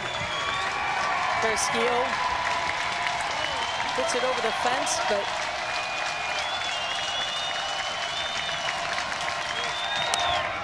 hold foul. But also when you look in the on-deck circle and you've got Savannah Woodard and that Liberty lineup turns over, that top of the Liberty lineup is just so difficult to defend. This is a key at-bat in the game for Liberty. Carrasquillo batting for Byram. 2-2 pitch from Elise Sokolsky. Check swing, appealed. No, says the first base umpire, Chris Drum. I'll tell you what, Emma Cox has had a few mistakes tonight behind home plate, but she has been working very hard. She has also saved a few runs, those balls in the dirt here. 8th pitch of the at-bat, put in play fair, and Carrasquillo off the bench ties the game. Thor scores the tying run, and it's 2-2 in the 6th in Eugene. What an at-bat for the freshman coming off the bench. This pitch low and inside. She's able to get her barrel down to that location and flares it into the outfield. But it was the pitches before the base hit that were really key to that at-bat. Fouled a few off, kept battling. What a mentality from the pinch hitter to come off the bench and tie this game. Byram re-enters. And Missy Lombardi coming out of the dugout for the Ducks. Now the top of the order. Lineup turns over for a 4th time tonight for the Flames. Bullpen's been busy, and Coach Lombardi's going to make a pitching change.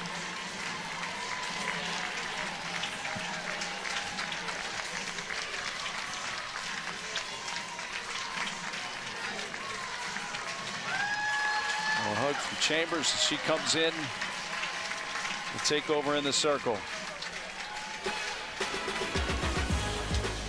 Well, Game 3 of the Western Conference Finals tomorrow night. The Thunder take on the T-Wolves at 8:30 Eastern on ABC.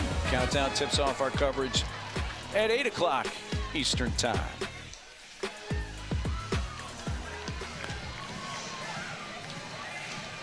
Third different pitcher of the game checks in for the Ducks.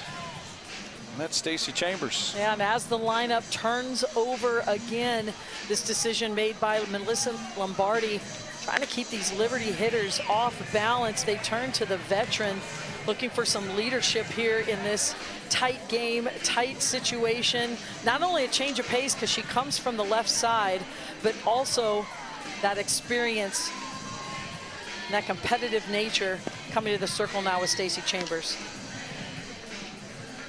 She pitched a couple times against Stanford.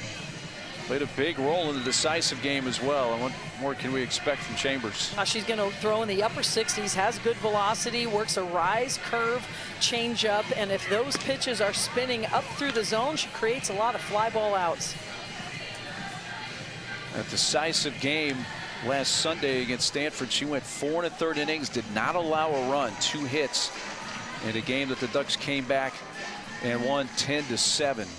So she takes over for Sokolsky, but Elise Sokolsky played a huge role in this game and kind of stabilizing things on a rare night where the starter Grind was having some command issues. Yeah, Grind could not get out of the 3rd inning, so Elise Sokolsky, you see, she pitched 3 2/3 inning, 68 pitches, really has done the bulk of the work so far in this game for Oregon.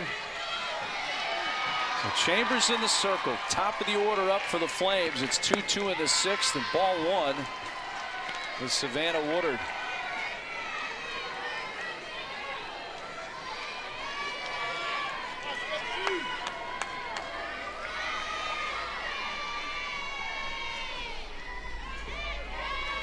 Throw to first in time, and the catcher, Savannah Jesse, pounces on it and makes the play.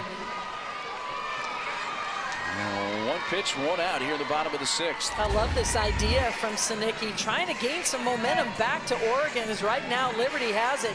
Gets her barrel in front, avoids getting hit by the ball, but it does not roll far enough away from Jesse, who bare hands it and throws on the run. You can't do any better than that. No wasted time. We got Clemson and Texas tied in extra innings. Clemson win, and they go Oklahoma City for the first time. There's Patman. He's grounded out a couple of times.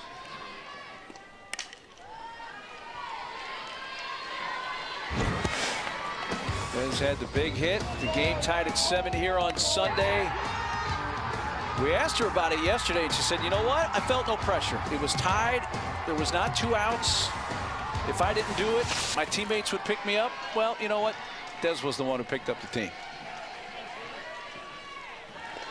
And the best part about that was she looked down, and Coach Martin and Coach Lombardi are like, just a base hit, trying to remind her, like, stay in herself and stay calm. And, well, you know. Well, she did get a base hit. She did a little more than, yeah, extra base hit. Walk-off 3-run homer. Bounces this right to the second baseman. Woodard throws her out. Well, 2 down here in the bottom of the 6th. And how about Escobar? I mean, she just keeps grinding, keeps pounding the strike zone. Her velocity is down from where it was earlier in the season. Usually it's in the upper 60s. It's more in the mid 60s to even low 60s because of that injury you mentioned earlier, Mark, and just because of the sheer amount of pitches she's had to make this season, especially here in the month of May. But even with her velocity down, she's able to spin the ball enough, get enough movement through the zone to create outs. Yeah, I don't want to say we've overlooked her, but she's just been Elena. She's been herself tonight, which is that stoic demeanor in the circle and just pitch after pitch, bringing everything she's got.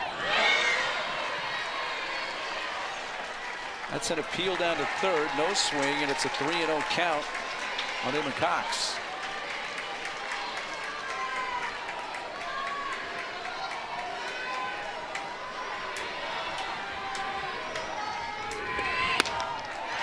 A 4-pitch walk.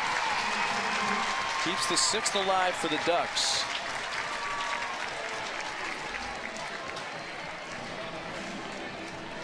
Escobar had set down 4 in a row, but I should say retired 7 in a row, but issues her 4th walk of the game.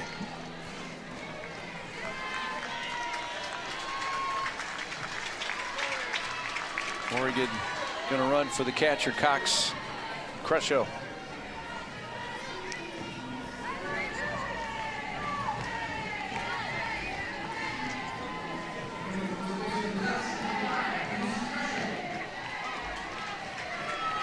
Potential go-ahead run on base. Kalen Jones.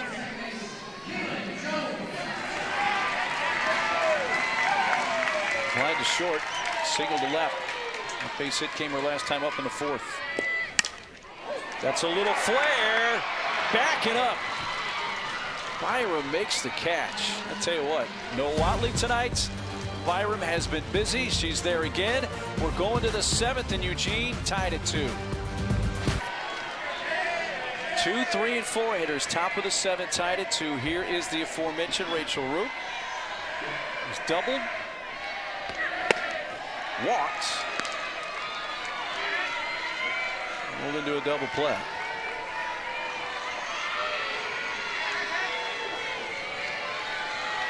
Game 1 of this best of 3 Eugene Super Regional, there for the taking for either of these teams late.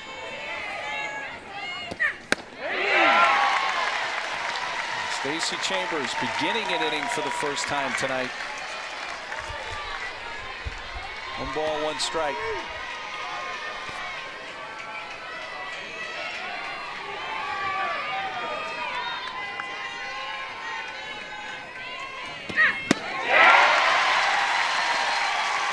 Challenged her there, kept it just far enough away.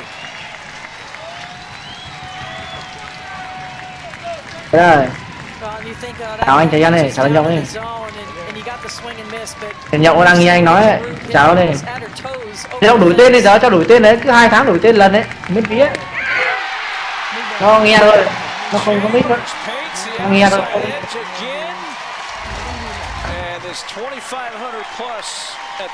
Nó nghe thôi. Tháng sau mua máy rồi, tháng sau anh được thôi em rồi, đang một con nét. Tính thì việc trả đổi miễn phí thì tiền không có thì chả thế. Nghèo rồi. Tối ở nhà mình chỉ có cái mà chơi nó giết thời gian. Vì lâu lắm chả thấy tiền rủ như thế từ đéo gì tiền gì.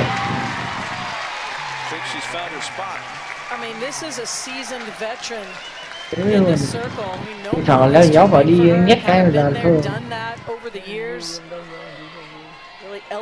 Cái đấy để cái 50k đấy nếu mà mua được thẻ đâu, thẻ giờ nó đổi tên nó không phải lại phải vào cái trang web nó đổi tên không phải tiền. Cái thẻ cái này đổi tên mình cứ vào cái kiosk mình đổi như kiểu ngày xưa Galena 28 đổi lần không phải tiền. Ẩn nhiên là không lang thang nữa đấy, là ẩn đấy. Ngày xưa thằng bạn là thắng ẩn, mình phải là Tuấn ẩn. Tìm được cái lồn đấy, tần nhắc rồi.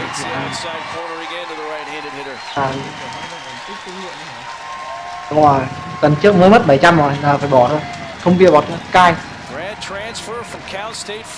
Nó ăn uống chỉ 700. Vừa ra chợ mới phát 600 tiền ạ. Tốn.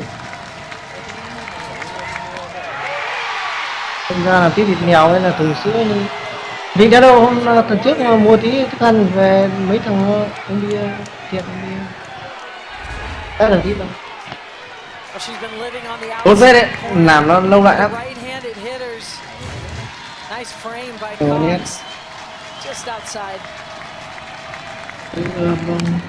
Slow roller out to second base, up with it, the throws there by Jones. 2 gone and the Liberties beginning an inning for the first time tonight. Tai nghe không có mic thì vứt, mang cái tai nghe cho mình đi. Bên Nhật nó bây giờ vẫn có nét nhỉ? Bên Nhật nó không có nét nhỉ?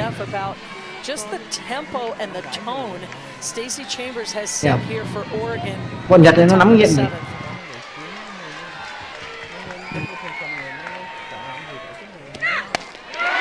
Không có à? Chambers pitching with some extra juice here.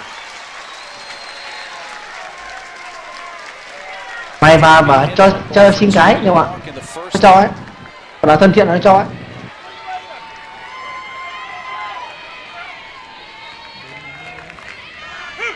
Nhậu thì chắc cẩn thận nó lại khó mống rồi đấy, nên mình dạo này hay khó mống. Thì cái động tí là lại khó mống là bực hết người.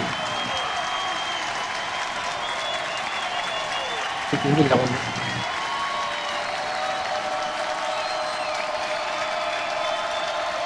tùy ngã xuống.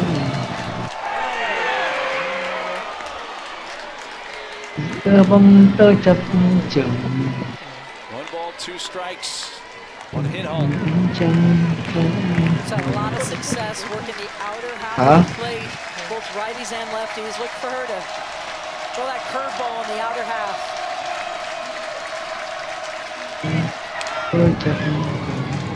Đánh các cao thủ là không phải cấm. Chambers got her degree from Fullerton. Nhậu thì phải đánh hết, bây giờ thì đi solo mid thì thà đánh hay phải đi mid.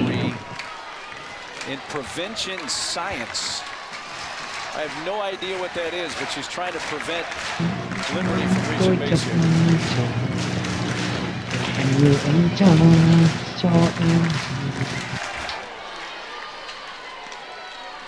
Well, that's a setup pitch right there. We've seen her work down in the zone, almost every pitch, little change of speeds. She says, I'm going to show you I can go upstairs too. So now that just gives Hanold something else. Đôi mắt em. Bread and butter pitch on the outer half again, that curveball. Thông thạo giờ nó nhiều lắm. Thông thạo giờ nó cứ không có cái kim thì nhỉ, em có 33 thôi ấy. Quickly fell behind 0-2. Thông thạo nhiều. Back to 2-2. Fouled off a good pitch there. Gặp phải những thằng nghiện biết được, đây toàn những thằng nhẹo giờ đây không nhẹo hẳn. This crowd hungry for that third out. Dịp nè, đánh Annie cho nó dễ chơi nha, chúng chuyền ra thì nó không được cửa. The change was definitely low and all lay off on it. And has gotten it to a 3-2 count. Yeah, credit Hanold here has battled all the way back. Looking for a better pitch. Đó xa vào đi kèm với đi rừng với những ngày kia không chết quái. That's to left field. Cá sấu là thằng đánh di viên nó ăn cả cá sấu. Down in order in the seventh. Go the Flames. 8, 9, and 1 scheduled for the Ducks. First pitch swing and hot shot, one hopper, the throw. Byram makes the play. A lot of heat on Byram tonight with avoided shortstop with Watley, and I tell you what, she's answered play right there. And every play she makes, that confidence grows, that comfortability grows. Locked in, she's been a difference maker tonight for Liberty. Shaw bunting here, bunts it foul. And that's a high leverage play for Byram. If you don't make it, the place goes absolutely berserk, and now the potential winning runs on base. You know, Escobar threw 60 pitches through the first 3 innings. She did throw 21 in the first. But the last 3 innings, she has been very economical. An 8-pitch fourth, an 8-pitch fifth, a 10-pitch sixth inning. It has saved some bullets for her. She's going to throw her 90th pitch of the game here. And a play at second base, a little slip by Woodard, but keeps her feet and throws out short. One of the best in the country. They come in 4th in the country in scoring. And if you're 4th in the country in scoring, it means you can hit throughout the lineup. And you look up, and Oregon only has 4 hits in this game. Đánh thông an outstanding job so far from Escobar and the defense playing well behind her. Chân dài đâu, lấy cái lồng chết thằng cu cháu này. Oregon hitters, the lineup turns over to the top. Kailu Shar, 2 hits. I have a chat with third base coach Sam Martin. One base hit in the first, RBI triple in the third. Popped out last time up to short.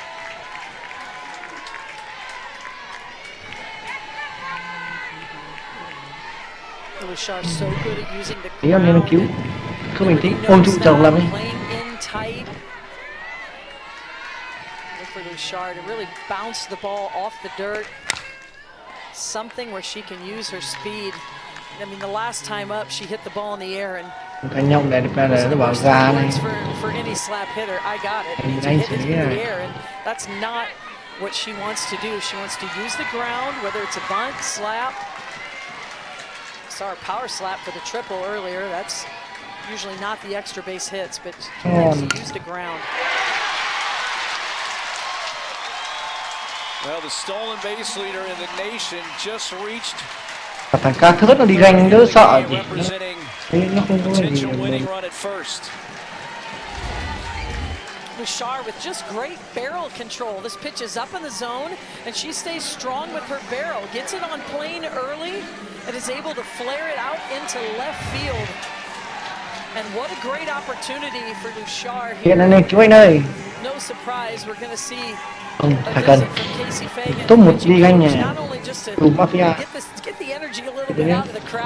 sửa lại đấm chiếc cùi cái đấy rồi đấm hay rồi đúng giá rồi đúng rồi quá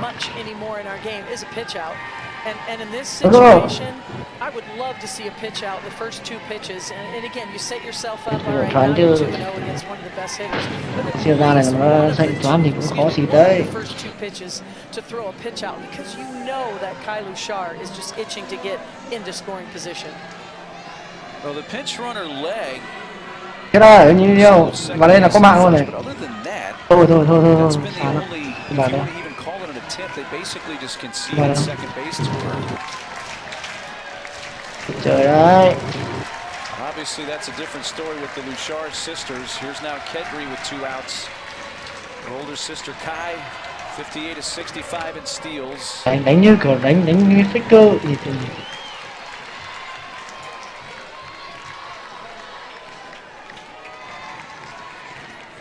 Kedry's 0 for 2 tonight with a walk in the first inning. There she goes. Throw to second, head first. Ball's loose. She finds it, but good play by Madry, the center fielder, to back up and help Woodard, who just got a glove on it to keep it from going into the outfield.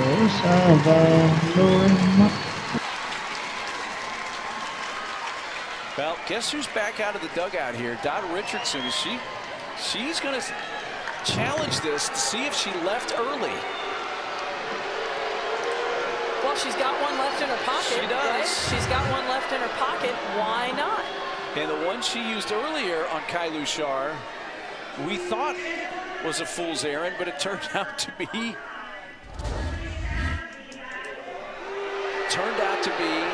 huge play in this game. Otherwise, the game's over right now.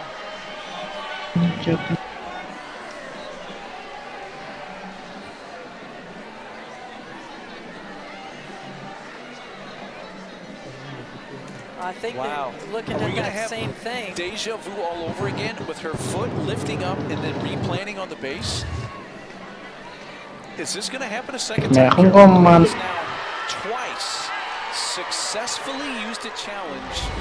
That is going to be the first question for Dot tomorrow. Is this the moment?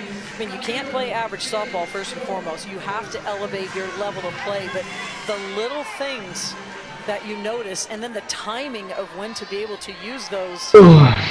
You're absolutely right, Mark. Just key moments in this ball game. And you go into tomorrow, and you don't think Kai Bouchard is going to be thinking about that a little bit and working on that, let's say, so to speak. But that's not easy to do as well when you are. You know, you've been leading off a certain way your entire season. Đừng quá. Đừng quật nát chỗ đi. Bên mình có đầy trụ không nó không bắt được, không thể là đẩy. and just kind of stumbled into that with the foot came off the Anh ấy con Khan ấy được cái gì thì nhỉ? This is something that she has noticed and has now used successfully twice in this game.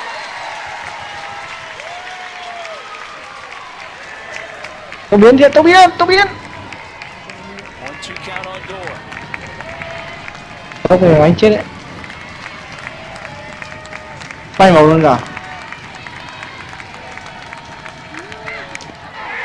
Nấm phát rồi phải nửa ra cây chứ nhỉ? Phải nửa ra cây đấy. Nam nó lúc ảo nhỉ? Nấm vào đít xong chết không? I'm sure Emma learned that from a very early age. Her dad, Darren Cox, is a pro catcher and spent some time in the big leagues with the Expos.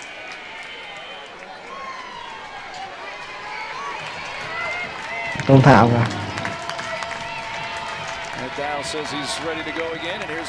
Em ở đây cứ mạnh dạn đây, em ở đây có thì đốt vào đó đây, không hồi máu đâu.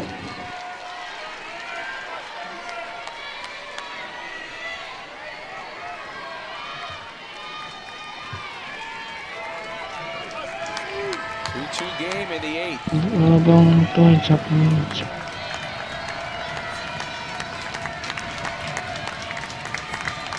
đường lắm thế này. Out of play.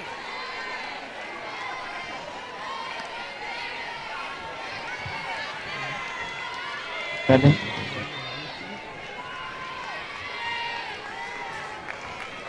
Texas has scored in the 1 mét trắng rồi. 10th. Clemson batting.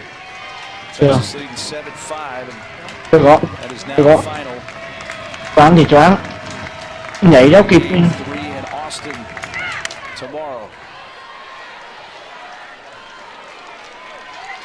I mean, these games across the country. We have one here tonight in extra innings, but just so much parity. Đốn đi, ui à, So much at stake for these teams. Every pitch matters. Every at bat matters. Cho em. And we can feel it here tonight at the Jane as well. Được xóa.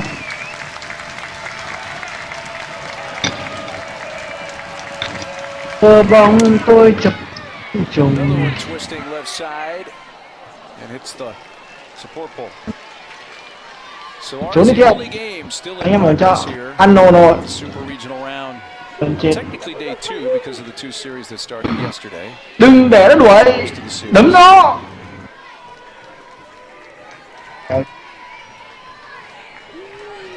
Page door. Nearby. Maybe 10 minutes drive up the road, Coburg, Oregon. There's a couple of hits tonight, 2 for 3, battling again here. Ninth pitch of the at-bat.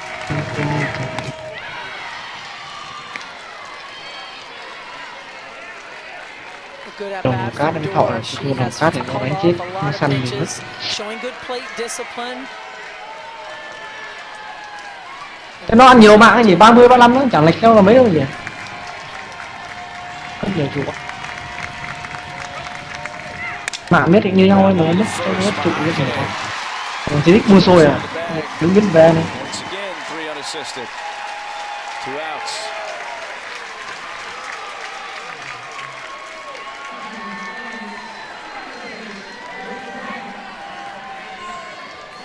Cái buông thua, buông xôi rồi, buông chuột rồi. Mất niềm tin vào cuộc sống rồi. Bases are empty for the third baseman of the Flames, Rachel Crane. 4 thằng vai lột. Đồng lắm ấy nhà gọi đi cái chỗ này. Tao được một cát rồi tao phải thọ được.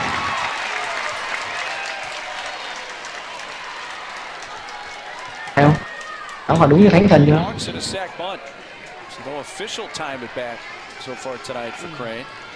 Thế rồi. Okay.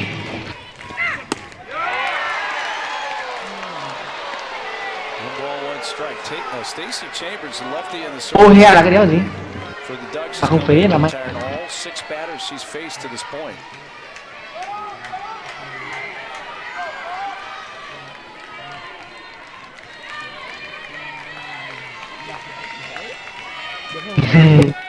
Được, chơi cái gáy để cho có khoang mang. Đấy tâm lý đối thủ. Crane now does have a base hit. Càng thua là càng phải gáy. Is on base for a third time thanks to the 2 walks as well. Even gets a little jammed up here. Gets a Cái curveball bẫy đấm là bò này thì. off of the plate, but she gets just enough of Thằng it. bò còn lên This phép pitch nữa thì right off the không handle. được. Good things happen when you swing. Liberty has a base runner. Em đến ơi. Thằng nhậu nó xử mẹ à. Thịt mẹ nó xử mẹ à. Ăn đâu rồi. Có. Mẹ này. Đánh thằng em vào, đánh thằng em vào.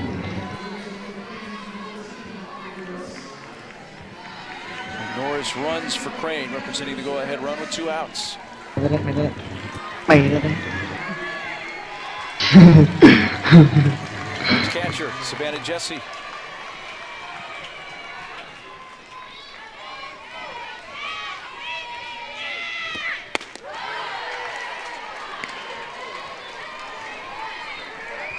Liberty's left 8 runners on base tonight, Carol.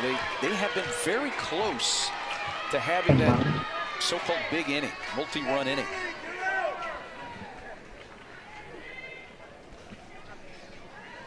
Sam Martyr's come out for the Ducks.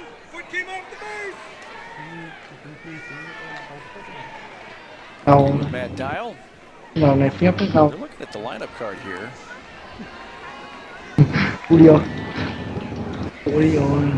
We've had some really odd things happen in this game, Carol. So this has to be about the pinch runner, isn't it? Đánh thắng mẹ đi cho Lineup card trận mới cho nó from earlier because sometimes again I do not know for sure, but there may be a wrong number on a player, and there's a lot that can be happening here. Dài rồi bắt chết luôn này.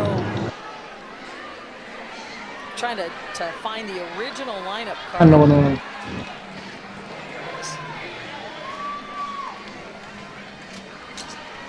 Bò chơi tao đi chó nó được. Tao tóc biến này à. Đi không? Đi không? I can't think of anything else this could be. Bảo ra đây. It requires having the actual lineup card that Don Richardson turned in here. Ra định choáng cho anh em đấy địch ạ mà nó kéo mất rồi.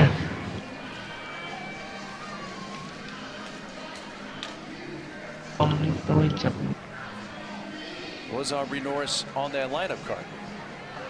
Chậm bay mau à.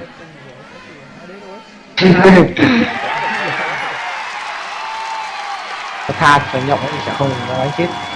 You know, someday we'll be able to test people who've been around the game of softball for decades on how much knowledge they really have of all the rules. They're going to show this game right here because we've had some odd things, and we're going to the bottom of the 8th, still 2-2. Kind of how it said the number. They could have said number so-and-so for number so-and-so, and the number was incorrect because a lot of times that's what happened. The number is incorrect. Well, if you say 10 and it was 11, that is an incorrect, that is an illegal substitution. So had to be something with the lineup card and the way Dot Richardson entered Aubrey Norris. And we're just getting word that it was a miss. Đánh thắng đi anh em, đánh cái này em đi cho nó buồn có quy đi cho nó sợ đi. Quy đánh trụ cũng đau này. Cúc mình nó đuổi ta làm cái. Đây đuổi ta làm cái. Đuổi ta làm cái. Cái này cứu. I mean, I love putting together puzzles and like solving logic issues and problems and like thinking things through. My brain has been, I know all of our brains have been tested tonight, but yes, the substitution error. But, again, credit to Oregon.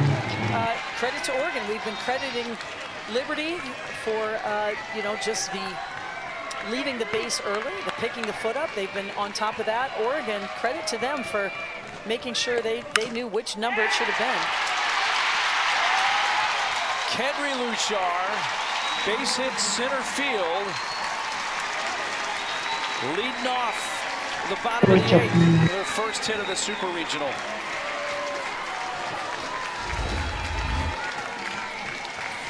Well, this is the 4th at-bat for Luchar off Escobar. She keeps her barrel up higher this time. She still beats it into the ground, but she does get on top of it. The ball has enough on it right up the middle. Đẩy thắng lên chưa?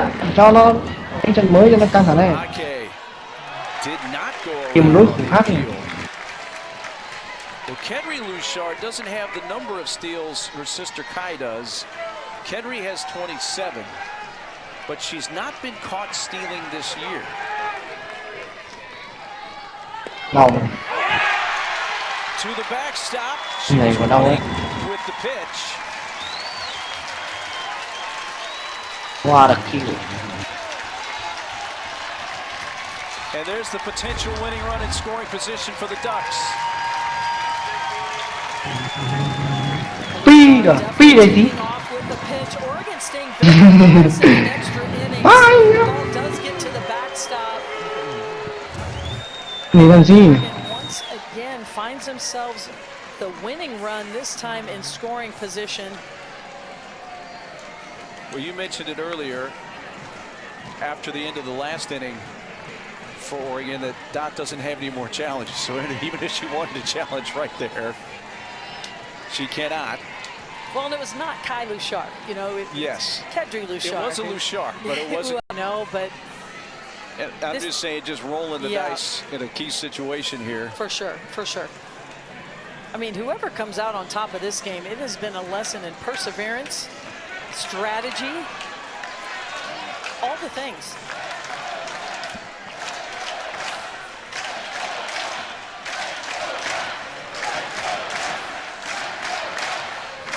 A 2-0 count on Mayake. Potential winning run at second here in the 8th for Oregon. High fly. Deep center. Madry back and makes the catch. Well deep enough for the speed of Kedry Luchar to take the 60 feet to third. A productive out for Mayake. And the potential winning run is 60 feet away for the Ducks. Boy, Mayake just got underneath that ball, or it would have been back-to-back games with the walk-off. Still have the opportunity to do so, but a productive at-bat for the freshman as the winning run is now 60 feet away. Paige Sinicki, the hitter for the Ducks.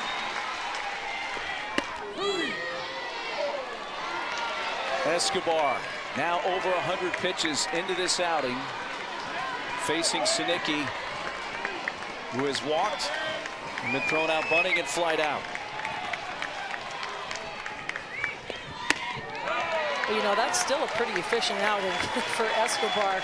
We're into extra innings here. She just went over the 100 pitch mark.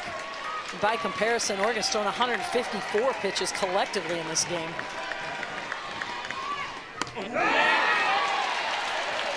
Escobar misses high, 2 balls and a strike.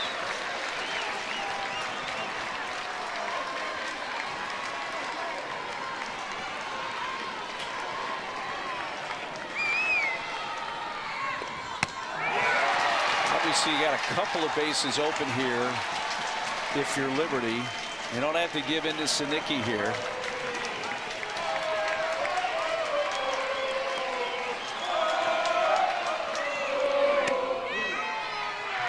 That's ball 4, and the hero from the last game played by the Ducks on this field is going to have a chance to win this game. Des Patman, who with a 3-run homer to walk off Stanford and send the Ducks to the Super Regional up here. Well, that pitch did not miss by much. You saw a little bit of emotion, frustration from Escobar, who typically is very poised, very calm in the circle. Big moment for Patman. They allow Sinicki to take second base. That's the run that means everything right there. Kedry Luchar at third.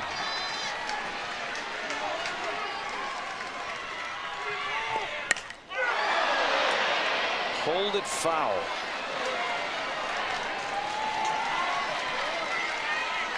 Well, there is a base open right Yes. now, so something to consider. Have the catcher Cox on deck. For the second consecutive game, Des Patman provides the game-winning hit, and the Ducks take game one.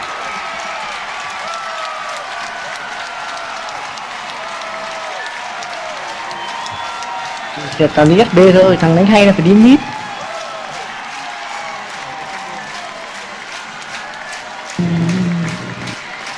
Bây giờ rồi những người đấy hay người ta phải đi solo mid. Nó mới là cao thủ.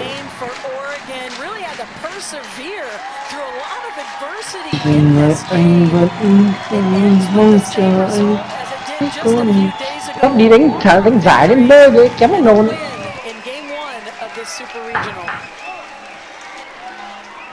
Không phải chuyện này đi uống bia đi. Wow, what a game one. Oregon wins it 3-2. Thanks to Patman once again. This time it's not the home run, but it's taking and hitting the pitch. Đây đổ cho anh đánh ra xua cái nào em ơi. Takes it right back up the middle, showing you that she Anh is a vẫn spray hitter, can mong hit to chờ all anh fields. cuối con đường. Kedri Lushar knows it. Thôi thế đừng chọn nó để em chọn trước đi. À đây nó cho chọn rồi. Back-to-back walk-off wins for Patman. Cho nhau anh mất It definitely was Jane's sanity today. I can't remember a game quite like this, Carol. Wow. What a contest. And Oregon wins it 3-2. Anh vẫn mong chờ anh cuối con đường. This Eugene Super Regional, their first game at the Women's College World Series will be against the winner of the UCLA South Carolina Super Regional in Columbia, which game one was won by the Gamecocks earlier today. So many unusual points in this game. But it ends with a walk-off from the same player who won the game to clinch the regional. Let's take a look at tonight's Capital One rewarding performance. Desiana Patman, the DP, with the base hit to center field. Thì phải lắm thằng giờ nó còn bảo có nhất nếu anh ngồi chuyện gì. Đây à nó còn bảo có nhất kinh doanh. Phá sản.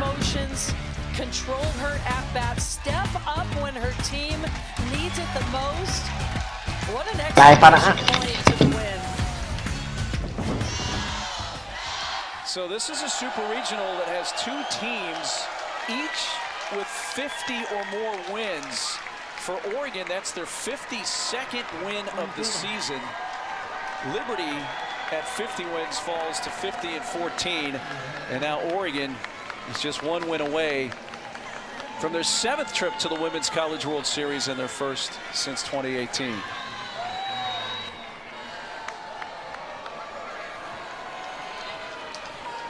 So the Ducks players going over towards the Bob, which, by the way, is the center field bleachers here, and it's called the Bob because Bob was Jane Sanders' husband, and they won.